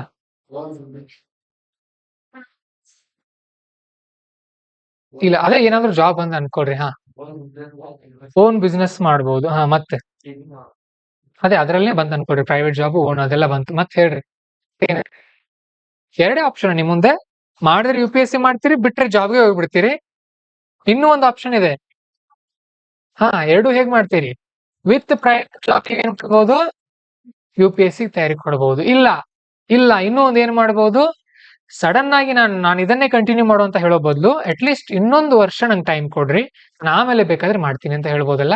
ಸೊ ಈ ತರ ಒಂದು 3-4 ಆಪ್ಷನ್ ನಮ್ಮ ಮುಂದೆ ಇದೆ. ಸರಿ, ಇಲ್ಲಿ ನಾನು ಹೇಳ್ತೀನಿ ನೋಡ್ರಿ ಅದನ್ನ. ನಮ್ ಸರ್ ಅಂದ್ರೆ ಅವ್ರು ನಮಗ್ ಕಲ್ಸ್ಕೊಟ್ಟಿದ್ರಿ ಈ ತರ ಬರಿಬೇಕು ಅಂತ, ನಾವು ಅದೇ ತರ ಬರ್ದಿದೀವಿ. ತೋರಿಸ್ತೀನಿ ನೋಡಿ ಇದಕ್ಕೆ ಉತ್ತರ ಯಾವ ತರ ಬರೆಯೋದು. ಮೊದಲು ನೋಡಿ, ನಾನು ಪೀಠಿಕೆ ಬರಿಬೇಕು. ಇದಕ್ಕೆ ಸಿಂಪಲ್ ಆಗಿ UPSC ಪರೀಕ್ಷೆಗೆ ಸಮಗ್ರ ತಯಾರಿ ಬೇಕಿರುವುದರಿಂದ ಕೆಲವು ವರ್ಷಗಳು ಯಶಸ್ವಿಯಾಗಲು ಬೇಕಾಗುತ್ತವೆ. ಇಂದು ಹಲವಾರು ಆಕಾಂಕ್ಷಿಗಳು 5-6ನೇ ಪ್ರಯತ್ನಗಳಲ್ಲಿ ಯಶಸ್ವಿ ಆಗುತ್ತಿದ್ದಾರೆ ಅಂತ ಬರೆದು ಒಂದು ಎಕ್ಸಾಂಪಲ್ ಕೊಡಬಹುದು ಇದಕ್ಕೆ. ಉದಾಹರಣೆಗೆ ಯಾರೋ ಅವ್ರು ಇದ್ರಲ್ಲ, ಅವ್ರದ್ದು ಫಸ್ಟ್ ಅಟೆಂಪ್ಟ್, ಅವ್ರದ್ದು ಯಾರ್ದು? ಶಕ್ತಿ ದುಬೆ. ಶಕ್ತಿ ದುಬೆ ಅವ್ರದ್ದು ಕೊಡಬಹುದು. ಹೌದು, ವೆರಿ ಗುಡ್. ನಾನು ಸೃಷ್ಟಿ ದೇಶ್ಮುಖ್ ಅನ್ಕೊಂಡೆ, ಅವ್ರದ್ದು ಫಸ್ಟ್ ಅಟೆಂಪ್ಟ್ ಅದು. ಶಕ್ತಿ ದುಬೆ ಫಸ್ಟ್ ಅಟೆಂಪ್ಟ್, ಇವ್ರದ್ದು 5th ಅಟೆಂಪ್ಟ್ ಅಲ್ವಾ? ಈ ತರ ಎಕ್ಸಾಂಪಲ್ ಕೊಡಬಹುದು. ಎಕ್ಸಾಂಪಲ್ ಅಂದಾಗ ಅಂಕ ಜಾಸ್ತಿ ಸಿಗುತ್ತೆ. ನಾನ್ ಗಡಿಬಿಡಿಲ್ಲ ಹಾಗೆ ನಮಗ ಅವಾಗ ತಿಳುವಳಿಕೆ ಇರ್ಲಿಲ್ಲ, ಅಷ್ಟು ನಾಲೆಜ್ ಇರ್ಲಿಲ್ಲ. ಈಗ ಸ್ವಲ್ಪ ಬಂದಿದೆ ಅಷ್ಟೇ. ಓಕೆ, ಇಲ್ಲೂ ನೋಡ್ರಿ, ಸ್ಟೇಕ್ ಹೋಲ್ಡರ್ಸ್ ಅಲ್ಲೂ ಬರ್ದಿದ್ವಿ ನಾವು, ಪಾಲುದಾರನ ಬರ್ದಿದ್ವಿ ಅಲ್ವಾ? ಇಲ್ಲೂ ಕೂಡ ಪಾಲುದಾರ ಯಾರು? ಮೊದಲು ನೀವು ಅಲ್ವಾ? ಯಾಕಂದ್ರೆ ನಿಮ್ ಬಗ್ಗೆ ಇದೆ ಪ್ರಶ್ನೆ. ಎರಡನೇದು ನಿಮ್ಮ ತಾಯಿ, ಆಮೇಲೆ ಆ ಜ್ಯೋತಿಷಿ, ಆಮೇಲೆ ನಿಮ್ಮ ಗುರುಗಳು, ಆಮೇಲೆ UPSC ಪರೀಕ್ಷೆ. ಇವರೆಲ್ಲರೂ ಕೂಡ ಇಲ್ಲಿ ಪಾಲುದಾರರಾಗ್ತಾರೆ. ನೀವೇ ಡಿಸಿಷನ್ ತಗೊಂಡ್ಬಿಡ್ತೀರಿ, ನಿಮ್ ಶಿಕ್ಷಕರ ಹತ್ರ ಹೋಗಲ್ಲ ಒಂದ್ ಮಾತು ಕೇಳೋಕೆ. ಅವರು ಕೂಡ ಪಾಲುದಾರರಾಗ್ತಾರೆ. ಇಲ್ಲಿ ಮಾಡ್ಕೊಳ್ಬಹುದು. ಈ ತರ ಹೆಚ್ಚು ಪಾಲುದಾರನ ಬರೆದಷ್ಟು ಹೆಚ್ಚು ಅಂಕ ಸಿಗುತ್ತೆ ನಿಮಗೆ. ಅಂದ್ರೆ ನಿಮ್ ಮೈಂಡ್ ಅಷ್ಟು ಕ್ರಿಯೇಟಿವ್ ಇದೆ ಅಂತ ಅರ್ಥ. ಆಮೇಲೆ ಇಲ್ಲಿ ನಿಮಗಿರುವಂತ ಸವಾಲು ಮತ್ತು ಮೌಲ್ಯಗಳು, ಏನೇನ್ ಸವಾಲುಗಳು, ಸವಾಲುಗಳು ಏನಿದೆ ನೋಡೋಣ. ಮೊದಲನೇದು ನಿಮ್ಮ ಗುರಿ ವರ್ಸಸ್ ಉದ್ಯೋಗ, ವಿರುದ್ಧ ವಿ ಅಂತ ಅಷ್ಟೇ ಬರ್ದಿದ್ದೀನಿ ನೋಡ್ರಿ ನಾನು. ನಿಮ್ಮ ಗುರಿ ಕಡೆ ಫೋಕಸ್ ಮಾಡ್ಬೇಕು. ಈಗ ನನಗೆ ಇದನ್ನ ಟೀಚ್ ಮಾಡಿದ್ದು ಮೃತ್ಯುಂಜಯ ನಾವಲ್ಗಟ್ಟಿ ಸರ್ ಅಂತ, ಮ್ಯಾನಿಫೆಸ್ಟ್ ISL ಟೀಚ್ ಮಾಡ್ತಾರೆ ಅವರು. 3-4 ಸಾರಿ ಇಂಟರ್ವ್ಯೂ ವರ್ಗು ಹೋಗಿ ಬಂದ್ರು, ಆಗ್ಲಿಲ್ಲ ಅವ್ರು. ಓಕೆ, 2017ರಿಂದ UPSC ವಿದ್ಯಾರ್ಥಿಗಳಿಗೆ ಗೈಡೆನ್ಸ್ ಕೊಡ್ತಾ ಇದಾರೆ ಅವರು. ಹಿಂದೆ ಇನ್ಸೈಟ್ಸ್ ನಲ್ಲಿ ಕೂಡ ಇದ್ರು. ಅವ್ರ wife IPS officer, Suman IPS ಅಂತ ಇದಾರೆ ನೋಡ್ರಿ, ಬೆಂಗಳೂರಲ್ಲಿ ಇದಾರೆ. ಓಕೆ, ಸರ್ ಅವ್ರ ವೈಫ್ IPS ಇದ್ದಾರೆ. ಸೊ ನನ್ನ ಪೇಪರ್ನ ಸರ್ ಚೆಕ್ ಮಾಡಿದ್ರು, ನಿನ್ಗೆ ಚೆನ್ನಾಗಿ ಸ್ಕೋರ್ ಮಾಡೋ ಸಾಮರ್ಥ್ಯ ಇದೆ ಅಂತ ಸರ್ ಹೇಳಿದ್ರು. ಹಾಗಾಗಿ ನಾನು ಟೀಚ್ ಮಾಡ್ತಾ ಇದ್ದೀನಿ. ನಿಮಗೆ ಗೊತ್ತಿರಲಿಲ್ಲ, ನಾನು ಆನ್ಸರ್ ಬರ್ದಿಲ್ಲ UPSC ನಲ್ಲಿ. ಬಟ್ ನಾನು ಇಷ್ಟು ಕಾನ್ಫಿಡೆಂಟ್ ಆಗಿ ಹೇಗೆ ನಿಮ್ ಮುಂದೆ ಟೀಚ್ ಮಾಡ್ತಾ ಇದ್ದೀನಿ ಅಂದ್ರೆ, ಎಸ್ಸೆ ಮತ್ತು ಎಥಿಕ್ಸ್ ಇವೆರಡರಲ್ಲೂ ಕೂಡ ಹೈಯೆಸ್ಟ್ ಸ್ಕೋರ್ ಮಾಡುವಂತ ಸಾಮರ್ಥ್ಯ ನನಗೆ ಇದೆ ಕಣಪ್ಪ ಅಂತ ಹೇಳಿದ್ರು ಅವರು. ಜೂನ್, ಜುಲೈ, ಆಗಸ್ಟ್ 3 ತಿಂಗಳು ಆನ್ಸರ್ ರೈಟಿಂಗ್ ಮಾಡಿದ್ದೆ ನಾನು ಅವ್ರ ಬಳಿ 2022ರಲ್ಲಿ. ಸೊ ಹಾಗಾಗಿ ಆರಾಮ್ ಧೈರ್ಯದಿಂದ ನಾನು ಹೇಳ್ತೀನಿ ಇದನ್ನ. ಓಕೆ, ಯಾಕಂದ್ರೆ ಗೊತ್ತಿರ್ಲಿಲ್ಲ, ಅದು ನಿಮ್ಗೆ ಕ್ಲಾರಿಟಿ ಇರಬೇಕು. ಮೊದಲು ನಮ್ ಸರೇ ಬರೋದಿಲ್ಲ, ಇವ್ರಿಗೆ ಹೇಗಿದ್ ಗೊತ್ತು? ಹೇಗೆ ಗೊತ್ತಂದ್ರೆ ಮೃತ್ಯುಂಜಯ್ ಸರ್ ಹೇಳಿದ್ದಾರೆ. ಅವ್ರಂದ್ರೆ ಅವರು ಬರ್ದಿದ್ರು, ಇಂಟರ್ವ್ಯೂವರೆಗೂ ಹೋಗಿದ್ರು. ಅವ್ರ ವೈಫ್ ಅನ್ನ ಅವರೇ IPS ಮಾಡಿಸಿದ್ದಾರೆ. ಸರಿಯಾಗಿ ಮಾರ್ಗದರ್ಶನ ಕೊಟ್ಟು ಹೆಲ್ಪ್ ಮಾಡಿ IPS ಮಾಡಿಸಿದಾರೆ. ಆ ತರ ಅಂದ್ರೆ ಹೋಗಿ ಎಕ್ಸಾಮ್ ಅಲ್ಲಿ ಬರೀಲಿಲ್ಲ, ಮನೇಲಿ ಪ್ರಾಕ್ಟೀಸ್ ಮಾಡಿಸಿದ್ರು. ಓಕೆ, ಕನ್ನಡ ಲಿಟರೇಚರ್ ಕೂಡ ನಮ್ಗೆ ಬಹಳಷ್ಟು ಟಿಪ್ಸ್ ಹೇಳ್ಕೊಟ್ಟಿದ್ದಾರೆ ಅವ್ರು ಸರ್. ಮೊದಲು ನಿಮ್ದು ಏನ್ ಸವಾಲುಗಳು, ನಿಮ್ಮಿರುವಂತ ಸವಾಲು, ನನ್ನ ಗುರಿ ಕಡೆ ಹೋಗ್ಬೇಕಾ ಅಥವಾ ಈಗ ಸದ್ಯಕ್ಕೆ ನಾನು ಉದ್ಯೋಗದ ಕಡೆ ಹೋಗ್ಬೇಕಾ? ಇದು ಮೊದಲು ಸವಾಲು ನಿಮ್ಗೆ ಕಾಡೋದು. ಆಮೇಲೆ ಮತ್ತೆ ನೆಕ್ಸ್ಟ್ ಸವಾಲ್ ಏನು? ವೈಜ್ಞಾನಿಕ ಮನೋಭಾವವಾಗಿರ್ಬೇಕಾ ಅಥವಾ ಮೂಢನಂಬಿಕೆಯನ್ನು ಫಾಲೋ ಮಾಡ್ಬೇಕಾ? ಈ ತರ ನೀವೇ ಕ್ರಿಯೇಟ್ ಮಾಡ್ಕೊಳ್ಬೇಕು. ಅಧಿಕಾರಿಗಳಾಗೋರ್ದಿರಿ ನೀವು ಬರ್ತಾ. ಆಮೇಲೆ ತಾಯಿಯ ಮಾತನ್ನ ಕೇಳ್ಬೇಕಾ ಅಥವಾ ನನ್ನ ಕನಸನ್ನ ಬೆನ್ ಹತ್ತಬೇಕಾ, ಆ ತರ. ಆಮೇಲೆ ಗುರುಗಳ ಬೆಂಬಲ ತಗೊಳ್ಬೇಕಾ ಅಥವಾ ನನ್ನ ತಾಯಿ ಬೆಂಬಲ ತಗೊಳ್ಬೇಕಾ, ಇವೆಲ್ಲ ನೀವೇ ಕ್ರಿಯೇಟ್ ಮಾಡ್ಕೊಳ್ಳೋದು, ಇವುಗಳನ್ನ ಬರ್ತಾ ಬರ್ತಾ ಬರುತ್ತೆ. ಆಮೇಲೆ ಇಲ್ಲಿರುವಂತ ಮೌಲ್ಯಗಳು, ವ್ಯಾಲ್ಯೂಸ್ ಇರುತ್ತಲ್ಲ, ಏನೇನು ವ್ಯಾಲ್ಯೂ, ಮೊದಲು ನಿಮ್ಮಲ್ಲಿ ಏನಿರ್ಬೇಕು, ನಿಮಗೆ ಆತ್ಮವಿಶ್ವಾಸ, ಕಾನ್ಫಿಡೆನ್ಸ್, ಇದು ಒಂದು ಮೌಲ್ಯ ಅಲ್ವಾ. ಆಮೇಲೆ ಹಿರಿಯರಿಗೆ ಗೌರವ. ನೋಡಿ, ಆ ಜ್ಯೋತಿಷಿ ಆತರ ಹೇಳಿದನಂತ ಅವ್ನು ಸಡನ್ ಆಗಿ ಎಲ್ಲವನು ನೀನು ಸಿಟಿಗೆ ಅವನಿಗೆ ಹೊಡಿಯೋದೆಲ್ಲ ಮಾಡೋ ಹಾಗಿಲ್ಲ. ಸರಿ, ಯಾರ್ಯಾರಿಗೆ ಅದ್ರಲ್ಲಿ ನಂಬಿಕೆ ಇರುತ್ತೆ, ನಂಬಿಕೆ ಇರಲಿ, ನನಗ್ ಬೇಡಪ್ಪ, ನನಗ್ ಅದ್ರಲ್ಲಿ ನಂಬಿಕೆ ಇಲ್ಲ ಅಂತ ನೀವ್ ಅನ್ಬಹುದು. ಆಮೇಲೆ ನಿಮ್ ತಾಯಿಯವರಿಗೆ ಮನ ನೋಯಿಸದೆ ಹಾಗೆ ನೀವೇನ್ ಮಾಡ್ಬೋದು, ಮನವೊಲಿಸಬಹುದು. ಇದು ಇರಬೇಕು, ಇದು ಒಂದು ಮೌಲ್ಯ. ಹಿರಿಯರಿಗೆ ಗೌರವ ಕೊಡೋದು ಕೂಡ ಒಂದು ಮೌಲ್ಯ, ಗೊತ್ತಿರಲಿ. ಆಮೇಲೆ ಮೂಢನಂಬಿಕೆಯ ವಿರೋಧ, ಮೂಢನಂಬಿಕೆಯು ಕೂಡ ವಿರೋಧ ಮಾಡುವಂತದ್ದು ಕೂಡ ಒಂದು ಮೌಲ್ಯ. ಹಾಗೇನೆ ಇಲ್ಲಿ ಇನ್ನಷ್ಟು ಪರಿಶ್ರಮ ಪಡೋದು ಕೂಡ ಒಂದು ಮೌಲ್ಯ. ನಾನು ಇನ್ನೂ ಮಾಡ್ತೀನಿ ಅನ್ನೋದೇನಿದಿಲ್ಲ, ಇದು ಕೂಡ ಒಂದು ಮೌಲ್ಯ. ಟೋಟಲ್ ನೋಡಿ, ಇಷ್ಟಕ್ಕೇನೆ ನಿಮಗೆ 2.5 ಮಾರ್ಕ್ಸ್ ಸಿಗುತ್ತೆ. ಏನ್ ಬರ್ದಿರಿ ನೀವು ಇದರಲ್ಲಿ, ಅಲ್ಲಿ ಇರೋದೇ ಬರ್ದಿದ್ದೀರಿ ನೀವು. ಎಥಿಕ್ಸ್ ಯಾಕೆ ಈಸಿ ಅಂದ್ರೆ ಇದೇ ಕಾರಣಕ್ಕೆ. ಅಲ್ಲಿ ಪ್ರಶ್ನೆಯಲ್ಲಿ ಏನ್ ಕೊಟ್ಟಿದಾರೋ ಅದನ್ನೇ ಇಲ್ಲೂ ಹಾಕಿದ್ರಿ, ಒಂದು ಎಕ್ಸಾಂಪಲ್ ಕೊಟ್ರಿ, ಪಾಲುದಾರ ಯಾರಿದಾರ ಅಂತ ಬರೆದ್ರಿ, ಸವಾಲುಗಳು ಏನಿದೆ ಅಂತ ಬರೆದ್ರಿ, ಆಮೇಲೆ ಮೌಲ್ಯಗಳು ಏನಿದೆ ಅಂತ ಬರೆದ್ರಿ. ಇಷ್ಟಕ್ಕೆ 2.5 ಮಾರ್ಕ್ಸ್ ಕೊಡ್ತಾರೆ ನಿಮ್ಗೆ, ಆರಾಮಾಗಿ ಸ್ಕೋರ್. 6 ಪ್ರಶ್ನೆಗೆ 2 ಮಾರ್ಕ್ಸ್ ತಗೊಂಡ್ರಿ ಅಂದ್ರೆ 12 ಮಾರ್ಕ್ಸ್ ಇಲ್ಲೇ ಬಂತು ನಿಮಗೆ. ನೆಕ್ಸ್ಟ್ ಆಯ್ಕೆಗಳು. ಎಷ್ಟು ಆಯ್ಕೆ ಕೊಟ್ಟಿದ್ದೀನಿ ನಾನೇ ಕ್ರಿಯೇಟ್ ಮಾಡ್ಕೊಂಡಿದ್ದೀನಿ ಆಯ್ಕೆ. 3 ಆಯ್ಕೆಗಳನ್ನ ಕೊಟ್ಟಿದ್ದೀನಿ. ನೋಡೋಣ ಫಸ್ಟ್ ಆಯ್ಕೆ ಏನ್ ಹೇಳ್ತೀನಿ. UPSC ತಯಾರಿ ಬಿಟ್ಟು ಖಾಸಗಿ ಉದ್ಯೋಗ. ನೋಡಿ, UPSC ತಯಾರಿ ಬಿಟ್ಟು ಖಾಸಗಿ ಉದ್ಯೋಗಕ್ಕೆ ಹೋಗುವುದು ಅಂತ ಬರೋದಿಲ್ಲ ನಾನು, ಗಕ್ಕೆ ಹೋಗುವುದು. ಎಕ್ಸ್ಟ್ರಾ ಪದಗಳಾಗತ್ತೆ, ಅಗತ್ಯ ಇಲ್ಲ. ನಾವು ಇಷ್ಟೇ ಓದಿದ್ರು ಕೂಡ ಅರ್ಥ ಆಗ್ತಾ ಇದೆಯಲ್ಲ ಅದು. ಅವಾಗ ಮುಂದಿನ ವಾಕ್ಯನ ಕಟ್ ಮಾಡೋದು ಅದನ್ನ, ಅಂದ್ರೆ ಟೈಮ್ ಸೇವ್ ಮಾಡ್ಕೊಳ್ಳೋಕೆ ಇವೆಲ್ಲ ನಿಮಗೆ ಟೈಮ್ ಸಿಗಲ್ಲ ಜಾಸ್ತಿ. ಆಮೇಲೆ ಇಲ್ಲಿರುವಂತಹ ಗುಣ ಮತ್ತು ದೋಷ, ಅಂದ್ರೆ ಪಾಸಿಟಿವ್ ಮತ್ತೆ ನೆಗೆಟಿವ್ಗಳು. ಇದನ್ನ ಇಂಗ್ಲಿಷ್ ನಲ್ಲಿ ಬರೆಯೋರು ಪ್ರೋ ಅಂಡ್ ಕಾನ್ಸ್ ಅಂತ ಬರಿಬೇಕು. ಪ್ರೋಸ್ ಅಂಡ್ ಕಾನ್ಸ್ ಅಂತ ಕರಿತೀವಿ. ಫಸ್ಟ್ ಏನು, ಉದ್ಯೋಗ, ಇದ್ರ ಗುಣ ಏನು ಅಂತ ಅಂದ್ರೆ ಉದ್ಯೋಗ ದೊರಕಿದ ನೆಮ್ಮದಿ ಸಿಗುತ್ತೆ. ಫಸ್ಟ್ ಇದು ತೃಪ್ತಿ, ಆಯ್ತಪ್ಪ ಉದ್ಯೋಗ ಅಂತ ಸಿಕ್ತು, ತಾಯಿ ಮಾತು ಪಾಲಿಸಿದೆ ತೃಪ್ತಿ. ಎರಡನೇದು, ಉದ್ಯೋಗನೂ ಸಿಕ್ತು, ತಾಯಿ ಮಾತು ಕೂಡ ನಾನು ಪಾಲಿಸಿದೆ. ಎರಡು ಪ್ರೋಸ್ ಇದೆ ಇದರಲ್ಲಿ ನಿಮಗೆ. ಬಟ್ ಇಲ್ಲಿರುವಂತಹ ದೋಷಗಳೇನೇನು, ನನ್ನ ಗುರಿ ಬಿಟ್ಟ ಪಶ್ಚಾತ್ತಾಪ, ನನ್ನ ಗುರಿಯನ್ನು ನಾನು ಬಿಟ್ಟಿದ್ದೀನಿ ಅಂತ ಒಂದು ರಿಗ್ರೆಟ್ ಕಾಡುತ್ತೆ ಅಲ್ವಾ ಮಾನಸಿಕವಾಗಿ. ಅದು ಗುರುಗಳ ಕನಸಿಗೆ ತಣ್ಣೀರೆರಚಿದಂತೆ. ನಿಮ್ ಮೇಲೆ ಎಷ್ಟೋ ಶಿಕ್ಷಕರು ಅನ್ಕೊಂಡಿರ್ತಾರೆ, ಈ ನಮ್ಮ ವಿದ್ಯಾರ್ಥಿ IAS ಆಗ್ತಾನೆ, IPS ಆಗಿರ್ತಾರೆ ಅಂತ ಹೇಳಿ, ಅದಕ್ಕೂ ಕೂಡ ತಣ್ಣೀರೆರಚದಂತೆ ಇಲ್ಲಿ. ಆಮೇಲೆ ಗೆಳೆಯರ ಬಳಗದಲ್ಲಿ ಪಲಾಯನವಾದಿ ಆದಂತೆ, ನಿಮ್ಮ ಸ್ನೇಹಿತರ ಮುಂದೆ ನೀವೇನೋ ಹೆದರ್ಕೊಂಡು ಓಡ್ ಹೋಗ್ಬಿಟ್ರಿ ಅಂತ ಅವರು ಟೀಕೆ ಮಾಡೋಕ್ ಸ್ಟಾರ್ಟ್ ಮಾಡ್ತಾರೆ. ಆಮೇಲೆ ಸ್ವಪ್ರಯತ್ನಕ್ಕಿಂತ ಭವಿಷ್ಯ ನಂಬಿದಂತೆ. ನೋಡ್ರಿ, 4 ಪಾಯಿಂಟ್ಗಳನ್ನ ನಾವೇ ಸ್ವಂತ ಕ್ರಿಯೇಟ್ ಮಾಡೋದು, ಥಿಂಕ್ ಮಾಡೋದು. ನಮ್ ಸುತ್ತಮುತ್ತ ಇರುವಂತ ವಾತಾವರಣ, ಒಂದು ನನ್ನ ತಾಯಿ ಮಾತೇನೋ ಕೇಳದೆ, ಆದ್ರೆ ನನ್ನ ಗುರಿಯನ್ನ ಬಿಟ್ಟೆ, ನನ್ನ ಗುರುಗಳ ಕನಸಿಗೆ ತಣ್ಣೀರು ಎರಚಿದೆ, ಗೆಳೆಯರ ಬಲಗಳಲ್ಲಿ ನಾನು ಪಲಾಯನವಾದಿ ಆದೆ, ಸ್ವಪ್ರಯತ್ನಕ್ಕಿಂತ ಜ್ಯೋತಿಷ್ಯನ ನಂಬಿದೆ. ಇದು ದೋಷಗಳು. ಹಾಗಾಗಿ ಏನ್ ಬರೆಯೋದು ಅಂತ ಅಂದ್ರೆ ಆಯ್ಕೆ 2 ಬರೋದು. ನೆಕ್ಸ್ಟ್ ಇನ್ನೊಂದು ಆಯ್ಕೆ ಇದೆ ನನ್ನ ಮುಂದೆ, ಏನು, ಉದ್ಯೋಗದೊಂದಿಗೆ ತಯಾರಿ ಮಾಡುವುದು. ಇದು 2ನೇ ಆಯ್ಕೆ. ಇಲ್ಲಿ ತಾಯಿ ಮಾತು ಪಾಲಿಸಿದಂತೆ. ಹೌದು, ತಾಯಿ ಮಾತು ಪಾಲಿಸ್ತೀರಿ. ಸ್ವಂತ ಕಾಲ ಮೇಲೆ ನಿಂತು ಓದಿದ ಖುಷಿ. ನೀವು ಇನ್ನೊಬ್ಬರ ಮೇಲೆ ಭಾರ ಆಗ್ತಾ ಇಲ್ಲ, ಈಗ ನಿಮ್ ಮೇಲೆ ನೀವು ಡಿಪೆಂಡ್ ಆಗಿದ್ದೀರಿ. ಇನ್ನೂ ಒಂದು ಏನ್ ಬರಿಬಹುದು, ಗುರುಗಳಿಗೂ ಕೂಡ ನಾನು ಇಲ್ಲಿ ಅವರ ಕನಸನ್ನು ಕೂಡ ಮುಂದುವರ್ಸ್ಕೊಂಡು ಹೋದಾಗೆ, ಅದು ಒಂದು ಗುಣ ಬರುತ್ತೆ. ದೋಷ ಏನಿಲ್ಲಿ, ಪ್ರಯತ್ನ ಅಪೂರ್ಣ ಕಾರಣ ಓದಿಗೆ ಸಮಯದ ಅಭಾವ. ಇಲ್ಲಿ ಏನಾಗತ್ತೆ, ಓದಿಗೆ ಸಮಯದ ಅಭಾವ ಆಗತ್ತೆ ನಿಮ್ಗೆ ವಿತ್ ಜಾಬ್ ಮಾಡೋದ್ರಿಂದ. ಆಮೇಲೆ ಗುರುಗಳ ಮಾತು ಕೇಳದಿದ್ದುದು. ಗುರುಗಳು ಏನ್ ಹೇಳಿರ್ತಾರೆ ನಿಮ್ಗೆ ಒಂದೊಂದ್ಸಾರಿ, ಇಲ್ಲಪ್ಪ ಜಾಬ್ ಮಾಡಬೇಡ, ಇನ್ನೊಂದ್ಸಾರಿ ಓದು ಅಂತ ಹೇಳಿರ್ಬೋದು ಅವರು. ಅನವಶ್ಯಕ ಒತ್ತಡಗಳಿಗೆ ಒಡ್ಡಿಕೊಂಡಂತೆ. ನೀವು ಜಾಬ್ ಹೋದ್ರೆ ಅಲ್ಲಿ ನೆಮ್ಮದಿಯಿಂದ ಇರ್ತೀರಾ, ಇಲ್ಲ ಅಲ್ಲಿ ಪ್ರೆಷರ್ ಇರುತ್ತೆ ನಿಮಗೆ, ಸೊ ಅನವಶ್ಯಕ ಒತ್ತಡಗಳಿಗೆ ಒಡ್ಡಿಕೊಂಡಂತೆ. ಇವೆಲ್ಲ ದೋಷಗಳಿಲ್ಲಿ. ಆಯ್ಕೆ 3, ತಾಯಿಯ ಮನವೊಲಿಸಿ ಗುರುಗಳೊಂದಿಗೆ ಮಾತನಾಡಿ ತಾಯಿಗೆ ಈಗಾಗಲೇ IAS ಪಾಸ್ ಆದವರ ಉದಾಹರಣೆಗಳನ್ನ ನೀಡಿ ಇನ್ನು 1 ವರ್ಷದಲ್ಲಿ ಖಂಡಿತ ಆಗುತ್ತೇನೆ ಎಂದು ವಿಶ್ವಾಸ ನೀಡಿ ಸಂಪೂರ್ಣವಾಗಿ ಅಧ್ಯಯನದಲ್ಲಿ ತೊಡಗೋದು. ಓಕೆ, 3ನೇ ಆಯ್ಕೆ ಏನಂದ್ರೆ ತಾಯಿ ಮನವೊಲಿಸಿ, ನಾನು ಇನ್ನೊಂದು ವರ್ಷ ಬೇಕಾದ್ರೆ ಗುರುಗಳ ಜೊತೆ ಅವಳನ್ನು ಕೂಡ ಮಾತಾಡ್ಸೋದು, ಅವಳನ್ನು ಕೂಡ ಕರ್ಕೊಂಡೋಗಿ ಮಾತಾಡ್ಸಿ ಏನ್ ಹೇಳೋದು, ಇನ್ನು 1 ವರ್ಷ ನಂಗೆ ಟೈಮ್ ಕೊಡು, ನಾನು ಆಗ್ತೀನಿ, ಅದರ ನಂತರ ಬೇಕಾದ್ರೆ ನಾನು ವಿತ್ ಜಾಬ್ ತಯಾರಿ ಮಾಡ್ತೀನಿ ಅಂತ ಹೇಳೋದು ಅಲ್ವಾ. ಆಗ ಇಲ್ಲಿ ಇರುವಂತ ಗುಣಗಳೇನೇನಿದೆ, ದೋಷಗಳೇನಿದೆ ನೋಡ್ರಿ. ಇಲ್ಲಿ ಗುಣಗಳನ್ನ ಜಾಸ್ತಿ ಬರಿಬೇಕು. ಇಲ್ಲಿ ಏನಿರುತ್ತಲ್ಲ, ನೀವು ಯಾವ ಆಯ್ಕೆಯನ್ನ ಚೂಸ್ ಮಾಡೋರಿದ್ದೀರಿ ಅಲ್ಲಿ ಗುಣಗಳನ್ನ ಕಡಿಮೆ ಬರಿಬೇಕು, ದೋಷಗಳನ್ನ ಜಾಸ್ತಿ ಬರಿಬೇಕು.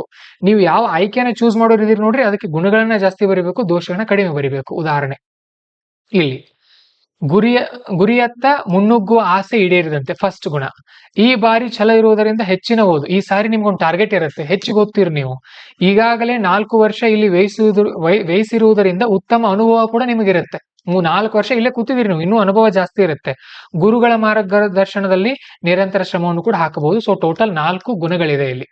ಆಮೇಲೆ ದೋಷ ಏನು? ತಾತ್ಪೂರ್ತಿಕವಾಗಿ ತಾಯಿಗೆ ಒಪ್ಪಿಗೆ ಆಗದೆ ಇರಬಹುದು, ಆದರೆ ಮುಂದೆ ಫಲಿತಾಂಶದಲ್ಲಿ ಅವಳಿಗೆ ನೆಮ್ಮದಿ ಖಂಡಿತ. ಈಗ ಅವ್ರಿಗೆ ಮನಸ್ಸಿಗೆ ನೋವು ಆಗ್ಬಹುದು, ಆದ್ರೂ ಕೂಡ ಮುಂದೆ ಬರಲಿರುವಂತಹ ಆ ಫಲಿತಾಂಶಕ್ಕೆ ಏನಾಗುತ್ತೆ, ಫಲಿತಾಂಶದಿಂದ ನೆಮ್ಮದಿ ಸಿಗುತ್ತೆ. ಸೊ ಈ ಕೊನೆಗೆ ಕನ್ಕ್ಲೂಷನ್ ಬರೆಯೋದು ಇಷ್ಟ, ಏನೂ ಇಲ್ಲ.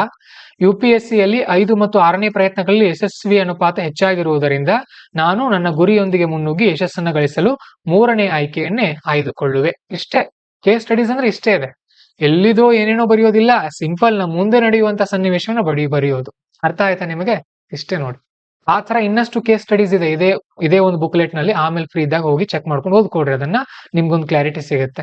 ನಾನು 2 ದಿನಕ್ಕೊಂದು 3 ದಿನಕ್ಕೊಂದು ಕೇಸ್ ಸ್ಟಡೀಸ್ ನಿಮ್ಗೆ ಕೊಡ್ತಾ ಹೋಗ್ತೀನಿ, ಬರ್ತಾ ಬರ್ತಾ ಪ್ರಾಕ್ಟೀಸ್ ಆಗುತ್ತೆ. ಓಕೆ, ಬೇಕಾದ್ರೆ ಇನ್ನೂ ಒಂದು ಕೇಸ್ ಸ್ಟಡೀಸ್ ಇಲ್ಲೇ ಡಿಸ್ಕಸ್ ಮಾಡೋಣ. ಇದೊಂದು ಲಾಸ್ಟ್ ಕೇಸ್ ಸ್ಟಡೀಸು. ಇದಾದ್ಮೇಲೆ ಇನ್ನು ನೀವು ಉತ್ತರ ಬರ್ಕೊಂಡು ಬರ್ತಾ ಇರಬೇಕು. ನೋಡಿ ಇದೇನಿದೆ. ದೇವಿ ಈಸ್ ಅ ವರ್ಕಿಂಗ್ ವಿಮೆನ್, ಕೆಲಸ ಮಾಡ್ತಾ ಇರೋಂಥ ಮಹಿಳೆ. And she has lovable husband and in loss. ನೋಡಿ ಅಂಡರ್ಲೈನ್ ಯಾವ್ದಕ್ ಮಾಡ್ತಾ ಇದ್ದೀನಿ ನಾನು, ಕೀವರ್ಡ್ ಗಳಿಗೆ ಮಾತ್ರ. ದೇವಿ ಅನ್ನೋ ಹೆಣ್ಮಗಳೇನು, ಕೆಲಸ ಮಾಡ್ತಾ ಇರೋಂಥ ಮಹಿಳೆ. ಅವಳಿಗೆ ಒಬ್ಬ ಒಳ್ಳೆ ಹಸ್ಬೆಂಡ್ ಇದ್ದಾನೆ, ಹಾಗೇನೆ ಇನ್ ಲಾಸ್ ಅಂತ ಅಂದ್ರೆ ಇಲ್ಲಿ ಅತ್ತೆ ಮಾವ. ಲಾಸ್ ಅಂದ್ರೆ ಇನ್ ಲಾಸ್ ಅಂದ್ರೆ father in law, mother in law ಅಂತಾರಲ್ಲ, ಸೊ ಇನ್ ಲಾಸ್ ಅಂದ್ರೆ ಅತ್ತೆ ಮಾವ, ಅವರು ಕೂಡ ಒಳ್ಳೆಯವರಿದ್ದಾರೆ. Due to infertility of her husband she had not conceived. ಅವಳ ಗಂಡನಿಗೆ ಏನಿದೆ ಅಂತ ಅಂದ್ರೆ ಇನ್ಫರ್ಟಿಲಿಟಿ ಇದೆ. ಇನ್ಫರ್ಟಿಲಿಟಿಗೆ ಏನಂತೀವಿ ನಾವು ಕನ್ನಡದಲ್ಲಿ? ಬಂಜೆತನ. ಗಂಡನಿಗೆ ಬಂಜೆತನ ಇದೆ ಇಲ್ಲಿ, ಹಾಗಾಗಿ ಅವಳು ಏನಾಗಿಲ್ಲ, ಗರ್ಭಿಣಿ ಆಗಿಲ್ಲ. ಯು ಆರ್ ಹರ್ ಫ್ರೆಂಡ್, ನೀವು ಅವಳ ಸ್ನೇಹಿತ ಅಥವಾ ಸ್ನೇಹಿತೆ. ನೀವಿಲ್ಲಿ DC ಅಲ್ಲ, ಅವಳ ಸ್ನೇಹಿತ ಅಥವಾ ಸ್ನೇಹಿತೆ. ಇಂಥ ಸಿಂಪಲ್ ಕಾನ್ಸೆಪ್ಟ್ ಕೊಡ್ಬೋದು ಅವ್ರು ನಿಮ್ಗೆ. ಯಾಕಂದ್ರೆ ನಿಮ್ಮ ಮೈಂಡ್ ಹೇಗ್ ವರ್ಕ್ ಮಾಡುತ್ತೆ ಅಂತ ಚೆಕ್ ಮಾಡ್ತಾರೆ. ಎಥಿಕ್ಸ್ ಪೇಪರ್ ಅಲ್ಲಿ ನಿಮ್ಮ ಇಂಟೆಲಿಜೆನ್ಸ್ ಚೆಕ್ ಮಾಡಲ್ಲ, ನಿಮ್ಮ ನಿಜವಾದ ಒಳಗಿನ ಭಾವನೆ ಎಂತದ್ದಿದೆ ಅನ್ನೋದನ್ನ ಚೆಕ್ ಮಾಡ್ತಾರೆ. ಹಾಗಾಗಿನೇ ಇಂಟರ್ವ್ಯೂ ನಲ್ಲಿ ನಿಮ್ಮ ಇಂಟೆಲಿಜೆನ್ಸ್ ಚೆಕ್ ಮಾಡಲ್ಲ, ನಿಮ್ಮ ಬಿಹೇವಿಯರ್ ಕೂಡ ಚೆಕ್ ಮಾಡಲ್ಲ. ಅಲ್ಲಿ ಏನ್ ಚೆಕ್ ಮಾಡ್ತಾರೆ ಅವರು? ನಿಮ್ ಪರ್ಸನಾಲಿಟಿ ನೋಡ್ತಾರೆ ಅಷ್ಟೇ. ನೀವ್ ಹೇಗ್ ಮಾತಾಡ್ತೀರಿ, ನೀವ್ ಎಷ್ಟು ಕಾನ್ಫಿಡೆಂಟ್ ಆಗಿರ್ತೀರಿ ಅಷ್ಟೇ. ನಿಮ್ ಇಂಟೆಲಿಜೆನ್ಸ್ ಎಲ್ಲಿ ಚೆಕ್ ಆಗಿರುತ್ತೆ? ಫಿಲ್ಮ್ಸ್ ಮೇನ್ಸ್ ಅಲ್ಲಿ ಆಗಿರುತ್ತೆ. ನಿಮ್ಮ ಮನೋಭಾವ ಎಲ್ಲಿ ಗೊತ್ತಾಗಿರುತ್ತೆ? ಎಥಿಕ್ಸ್ ಪೇಪರ್ ಅಲ್ಲಿ ಗೊತ್ತಾಗಿರುತ್ತೆ. ಅಲ್ಲಿ ನೋಡೋದೇನು, ಒಂದು 20 ರಿಂದ 30 ನಿಮಿಷ ಇಂಟರ್ವ್ಯೂ ಇರುತ್ತೆ, ನಿಮ್ ಬಗ್ಗೆ ನೀವ್ ಹೇಳ್ಕೊಂಡು ಬರೋದಷ್ಟೇ. ಅಲ್ಲಿ ಹೋಗಿ ನಡಗಿದ್ರಿ, ಅಂಕಗಳು ಕಡಿಮೆ ಬೀಳುತ್ತೆ. ನಡಗೋ ಅಗತ್ಯ ಇಲ್ಲ. ಪ್ರಾಕ್ಟೀಸ್ ಮಾಡಿಸ್ತೀವಿ ನಿಮ್ಗೆ, ಡೋಂಟ್ ವರಿ. ನೀವು ಮೇನ್ಸ್ ಬರದ್ರಿ ಅಂದ್ರೆ ನಾವಷ್ಟೇ ಅಲ್ಲ, ಕರೆದು ಪ್ರಾಕ್ಟೀಸ್ ಮಾಡಿಸ್ತಾರೆ ನಿಮ್ಗೆ ಇಂಟರ್ವ್ಯೂಗೆ. ಯಾಕೆ ಹೇಳ್ರಿ? ಫೋಟೋ ಹಾಕೊಳ್ತಾರೆ ನಿಮ್ದು, ಆಮೇಲೆ ಇವ್ರು ನಮ್ಮ ಇನ್ಸ್ಟಿಟ್ಯೂಟ್ ಅಲ್ಲಿ ತಗೊಂಡಿದ್ರು ಅಂತ. ಓಕೆ, ಪ್ರಾಕ್ಟೀಸ್ ಮಾಡ್ಬೇಕು. ಒಂದ್ 3-4 ಕಡೆ ಹೋಗಿ ಬಂದ್ರಿ ಅನ್ಕೊಳ್ರಿ, ಸೀನಿಯರ್ IPS ಆಫೀಸರ್ ಅಧಿಕಾರಿಗಳ ಮುಂದೆ ಕೂತ್ ಬಂದ್ರಿ ಅಂದ್ರೆ ನಿಮ್ ಕಾನ್ಫಿಡೆನ್ಸ್ ಬರುತ್ತೆ, ಆರಾಮಾಗಿ ಹೇಳ್ಬಹುದು. You are her friend and gynaecologist, ನೀವು ಅವಳ ಸ್ನೇಹಿತ ಅಥವಾ ಸ್ನೇಹಿತೆ ಮತ್ತು ಗೈನಕಾಲಜಿಸ್ಟ್ ಕೂಡ ಹೌದು. It's 10 years of her marriage, 10 ವರ್ಷ ಆಯ್ತಂತೆ ಮದುವೆ ಆಗಿ. ಕೀವರ್ಡ್ ಗಳಿಗೆ ಅಂಡರ್ಲೈನ್ ಮಾಡ್ಕೊಳ್ಬೇಕು ಈ ತರ, 10 years. And with the help of in vitro fertilisation IVF she has conceived. IVF ನ ಮುಖಾಂತರ ಅವಳಿಗೇನಾಯ್ತು? ಕನ್ಸೀವ್ ಆಗಿದೆ, ಗರ್ಭಧಾರಣೆ ಆಗಿದೆ. But in the last trimester it was learned that the baby is suffering a medical condition which can be fatal for the mother. ನೋಡ್ರಿ, ಈ ಪದಗಳು ಇವೆಲ್ಲ ಗೊತ್ತಿರಬೇಕು. ಅವಳ ಬೇಬಿ ಕಂಡೀಷನ್ ಏನಿದೆ ಅಂತ ಅಂದ್ರೆ ಕ್ರಿಟಿಕಲ್ ಕಂಡೀಷನ್ ಅಲ್ಲಿ ಇದೆ. ಆ ಒಂದು ಮಗುವಿನಿಂದ ತಾಯಿಯ ಜೀವಕ್ಕೆ ಅಪಾಯ ಇದೆ. ಇಫ್ ಬೇಬಿ ಈಸ್ ಟರ್ಮಿನೇಟೆಡ್, ಆ ಮಗುನ ಗರ್ಭಪಾತ ಮಾಡಿದ್ರೆ, there is no chance that your friend will conceive again. ಅದನ್ನ ನೀವೇನಾದ್ರೂ ಗರ್ಭಧಾರಣೆಯನ್ನ ರಿಮೂವ್ ಮಾಡಿದ್ರೆ ಅನ್ಕೊಡ್ರಿ, ಆ ತಾಯಿಗೆ ಮತ್ತೆ ಗರ್ಭಧಾರಣೆ ಮಾಡುವಂತ ಶಕ್ತಿ ಇಲ್ಲ. She doesn't want you to disclose this fact to any one in her family. ಇದನ್ನ ನನ್ನ ಫ್ಯಾಮಿಲಿ ಇರುವಂತ ಯಾರಿಗೂ ಕೂಡ ತಿಳಿಸಬೇಡ ಅಂತ ಆ ಸ್ನೇಹಿತೆ ಹೇಳಿದಾಳೆ. As she wants to give birth to the baby, as the family desperately wants it even at the cost of her life. Okay, ಅವಳು ಆ ಮಗುವಿಗೆ ಜನ್ಮ ಕೊಡ್ತೀನಿ ಅಂತಾನೆ ಕೂತಿದ್ದಾಳೆ. ಯಾಕಂದ್ರೆ ಅವಳ ಫ್ಯಾಮಿಲಿಗೆ ಅವಳಿಗಿಂತ ಒಂದು ಮಗು ಹೆಚ್ಚಿನ ಆದ್ಯತೆ ಆಗಿದೆ. What dilemma are you undergoing and how do you respond. ನೋಡ್ರಿ, ಇಲ್ಲಿರುವಂತಹ ಗೊಂದಲಗಳು ಏನೇನು, ಅದಕ್ಕೆ ನೀವು ಏನೇನು ಪರಿಹಾರ ಕೊಡ್ತೀರಿ? ಹೇಗಿದೆ ಪ್ರಶ್ನೆ? ಈ ತರ ಪ್ರಶ್ನೆಗಳು ಬರುತ್ತೆ. ಸೊ ಇಂಥದ್ದು ಒಂದು 20-30 ಪ್ರಾಕ್ಟೀಸ್ ಮಾಡ್ಕೊಂಡು ಹೋದ್ರಿ ಅನ್ಕೊಡ್ರಿ, ಆರಾಮಾಗಿ ಬರೀತೀರಿ ಎಕ್ಸಾಮ್ ನಲ್ಲಿ. DK ಬಾಲಾಜಿ ಸರ್ ಪುಸ್ತಕದಲ್ಲಿ ಬಹಳ ಇವೆ, ಕಲಿತೀರಿ ಅವನ್ನೆಲ್ಲ. ಓದ್ಬೇಕು, ಅದಕ್ಕೆ ಓದ್ರಿ ಅಂತ ಹೇಳೋದು. ಹೇಳ್ರಿ ನನಗ್ರಿ ಒಂದ್ 5 ನಿಮಿಷ ಕೂತ್ಕೊ ಅಂತ ಹೇಳ್ರಲ್ಲ. ಒಂದ್ 5 ನಿಮಿಷ ಬರ್ತೇನ್ರಿ. ಹಾ, ಇಲ್ಲಿ ನೋಡಿ, ಈಗ PTK ಏನ್ ಬರೀತೀನಿ ನೋಡ್ರಿ ನಾನು ಸಿಂಪಲ್ ಆಗಿ. ನಾವು ಅಲ್ಲಿ ಇಲ್ಲಿ ಕೇಳಿರ್ತೀವಲ್ಲ, ದಿನಪತ್ರಿಕೆಯಲ್ಲಿ ಓದಿರ್ತೀವಿ ಏನಂದ್ರೆ, ಸಂತಾನ, ಇಲ್ಲಿ ನೋಡ್ರಿ ಗ್ಯಾಪ್ ಬಿಟ್ಟಿದ್ದೀನಿ ನಾನು, ಪ್ಯಾರಾಗ್ರಾಫ್ಗೆ ಗ್ಯಾಪ್ ಬಿಡಬೇಕು. ಈ ತರ ಸಂತಾನ ಭಾಗ್ಯವಿಲ್ಲದ ಸ್ತ್ರೀಯರಿಗೆ ಇರುವ ಒತ್ತಡ ಮತ್ತು ಅಗೌರವಗಳಿಂದ ಅವರು ಹೇಗಾದರೂ ಸರಿ ಒಂದು ಮಗು ಬೇಕೆಂದು ಅಪೇಕ್ಷಿಸುವುದು ಸಹಜ. ಇಂತಹ ಸಂದಿಗ್ಧಗಳಲ್ಲಿ ಬದುಕಿರುವ ಜೀವದ ಉಳಿಯುವಿಕೆ ಮಹತ್ವ ಹೆಚ್ಚು. ಇಂತಹ ಸಂದಿಗ್ಧಗಳಲ್ಲಿ ಬದುಕಿರುವ ಜೀವದ ಉಳಿಯುವಿಕೆ ಹೆಚ್ಚು ಅಂದ್ರೆ ಇನ್ ಮುಂದೆ ಹುಟ್ಟೋದಕ್ಕಿಂತ ಅಲ್ಲಿ ಬದುಕಿದೆಯಲ್ಲ ಹೆಣ್ಮಗಳು, ಅವಳನ್ನ ಉಳಿಸೋದು ಹೆಚ್ಚಿನದಂತ ಹೇಳ್ತೀನಿ. ಇಲ್ಲಿರುವಂತ ಪಾಲುದಾರರು ನೋಡ್ರಿ, ಇಲ್ಲಿ ಮತ್ತೆ ಬೇರೆ ಬೇರೆಯವರು ಬರ್ತಾರೆ. ಮೊದಲನೇದು ನಾವ್ ಇದ್ದೇ ಇರ್ತೀವಿ, ಯಾಕಂದ್ರೆ ಅದಕ್ಕೆ ಉತ್ತರ ಬರೀತಾರ ನಾವು ಅಲ್ವಾ. ಆಮೇಲೆ ಇಲ್ಲಿ ಸ್ನೇಹಿತೆ, ಆ ದೇವಿ ಅಂತ ಏನ್ ಹೆಣ್ಮಗಳಿದಾಳಲ್ಲ, ಅವಳ ಗಂಡ, ಅವಳ ಕುಟುಂಬ, ಆಮೇಲೆ ಹೊಟ್ಟೆಯಲ್ಲಿರುವಂತ ಭ್ರೂಣನು ಕೂಡ ಇಲ್ಲಿ ಪಾಲುದಾರ ಆಗುತ್ತಿರ್ಲಿ. ಆ ಮಗು ಏನ್ ಅದಕ್ಕೆ ಮಾತಾಡಕ್ ಬರಲ್ಲ ಅಂತ ಪಾಲುದಾರ ಅಂತ ಬಿಡೋ ಹಾಗಿಲ್ಲ, ಅದಕ್ಕೂ ಕೂಡ ಜೀವ ಇದೆ ಅಲ್ವಾ, ಅದು ಕೂಡ ಒಂದು. ಹಾಗೇನೆ ಪರಿಸರದ ಬಗ್ಗೆ ಅಂತ ಬಂದಾಗ ಪರಿಸರ ಅಂತಾನು ಕೂಡ ಒಂದು ಪಾಲುದಾರ ತಗೊಳ್ರಿ. ಓಕೆ, ದೆನ್ ಈಗ ಇಲ್ಲಿರುವಂತ ಸವಾಲುಗಳು. ಮೊದಲನೇದು ತಾಯಿ ವರ್ಸಸ್ ಮಗು. ತಾಯಿನ ಉಳಿಸ್ಬೇಕಾ ಇಲ್ಲ ಮಗುನ ಉಳಿಸ್ಬೇಕಾ? ಸ್ನೇಹಿತ ವರ್ಸಸ್ ವೈದ್ಯ. ನಾನು ಸ್ನೇಹಿತ ಅಂತ ನಾನು ಬರ್ಕೊಂಡಿದ್ದೀನಿ, ನೀವು ಹೆಣ್ಮಗಳಿದ್ರೆ ಸ್ನೇಹಿತೆ ಅಂತ ಬರ್ಕೊಳ್ಬೇಕು. ನೀವು ಸ್ನೇಹಿತೆಯಾಗಿ ನೋಡ್ತಿರೋ ಹೆಣ್ಮಗಳನ್ನ ಅಥವಾ ವೈದ್ಯಾಗಿ ನೋಡ್ತಿರೋ, ಇಲ್ಲಿ ಈ ತರ. ಆಮೇಲೆ ಸಂತಾನ ವರ್ಸಸ್ ಸೊಸೆ, ಅಲ್ಲಿರುವಂತ ಸವಾಲು. ಹೆಂಡತಿ ವರ್ಸಸ್ ಮಗು, ಅಂದ್ರೆ ಈ ಗೊಂದಲ ಯಾರಿಗಿದೆ? ಗಂಡನಿಗಿದೆ. ಈ ಗೊಂದಲ ಯಾರಿಗಿದೆ? ಅವ್ರ ಮನೆಯವರಿಗಿದೆ. ಈ ತರ ನೀವು ಕ್ರಿಯೇಟ್ ಮಾಡೋದು. ಇಲ್ಲಿರುವಂತಹ ದ್ವಂದ್ವಗಳು ಮತ್ತು ಮೌಲ್ಯಗಳು. ವೈದ್ಯನ ವೃತ್ತಿಯ ಬದ್ಧತೆ ಫಾಲೋ ಮಾಡ್ಲು ಅಥವಾ ಸತ್ಯವನ್ನ ಹೇಳಲು ಅಥವಾ ಮುಚ್ಚಿಡ್ಲು, ಇವೆಲ್ಲ ಗೊಂದಲಗಳು. ಸೊ ಇಲ್ಲಿ ಎಷ್ಟು ಆಯ್ಕೆ ಮಾಡ್ತೀನ ನೋಡೋಣ. ಆಯ್ಕೆ 1, ಆಯ್ಕೆ 2, ಆಯ್ಕೆ 3. ಓಕೆ, ಸೊ 3 ಆಯ್ಕೆಗಳನ್ನ ತಗೊಂಡಿದ್ದೀನಿ. ಇಲ್ಲಿ ಗುಣ ದೋಷಗಳನ್ನ ಬರೀಲಿಕ್ಕೆ ಹೋಗಿಲ್ಲ, ನಾನು ನೇರವಾಗಿ ಬರ್ದಿದ್ದೀನಿ ಪ್ಯಾರಾಗ್ರಾಫ್ ನಲ್ಲಿ. ದೇವಿಯ ಮೂತಿಗೆ ಅಲ್ಲ ಮಾತಿಗೆ ಮಣಿದು ಮಗುವಿನ ಉದ್ದೇಶಕ್ಕೆ ಅವಳ ಜೀವ ಬಲಿ ಪಡೆಯುವುದು. ಅಂದ್ರೆ ದೇವಿ ಹೇಳದಂತೆನೆ ಕೇಳೋದು. ಅವಳು ಹೇಳ್ದಂಗೆ ಕೇಳಿ ಅವಳು ಮಗು ಜನ್ಮ ಕೊಟ್ಟ ತಕ್ಷಣ ಅವಳು ಸಾಯ್ತಾಳೆ, ಸರಿ ಹೋಗ್ಲಿ ಬಿಡು, ಅವಳು ಸತ್ರೆ ಸತ್ತಳು, ಮಗು ಉಳಿತು ಅಂತ ಹೇಳೋದು, ಆರಾಮಾಗಿದ್ದು ಬಿಡೋದು. ಇದು ಮೊದಲ ಆಯ್ಕೆ. ಇಲ್ಲಿ ಏನಾಗತ್ತೆ ನೋಡೋಣ. ಇಲ್ಲಿ ಹುಟ್ಟಿದ ಮಗುವಿಗೆ ತಾಯಿ ಇಲ್ಲವಾಗಿದ್ದಾಳೆ, ಗಂಡನಿಗೆ ಇದ್ದ ಮುದ್ದಾದ ಹೆಂಡತಿಯ ಸಾವಾಗತ್ತೆ. ಓಕೆ, ಮಗುವಿಗೆ ತಾಯಿ ಇಲ್ಲ ಇಲ್ಲಿ ಹುಟ್ಟಿದ ತಕ್ಷಣ. ಆಮೇಲೆ ಗಂಡನಿಗೆ ಇದ್ದಂತ ಹೆಂಡತಿಯು ಕೂಡ ಸಾವಾಯ್ತು. ಕುಟುಂಬಕ್ಕೆ ಮೊಮ್ಮಗುವಿನ ನೆಮ್ಮದಿ ಇದ್ದರೂ ತವರಿಗೆ ಮಗಳ ಕಳೆದುಕೊಂಡ ನೋವು, ಗಂಡನ ಮನೆಗೆ ಸೊಸೆ ಇಲ್ಲದ ಸಂಕಟ, ತಾಯಿಯನ್ನೇ ನುಂಗಿದ ಮಗು ಎಂಬ ಅಪವಾದಕ್ಕೆ ಅವಳು ಒಳಗಾಗಬಹುದು. ಆ ಮಗು ಏನ್ ಹುಟ್ಟುತ್ತಲ್ಲ, ತಾಯಿ ಇಲ್ಲದ ಮಗು, ಇದು ಬಂದ ತಕ್ಷಣ ತಾಯಿಯನ್ನ ನುಂಗ್ ಬಿಟ್ಲು ಅನ್ನುವಂತ ಅಪವಾದ ಆಗಬಹುದು. ಮತ್ತು ನನ್ನ ಕರ್ತವ್ಯ ನಿರ್ವಹಣೆ ಮೇಲೂ ಜನರಿಗೆ ಅನುಮಾನ ಬರಬಹುದು. ಹೌದಲ್ವಾ?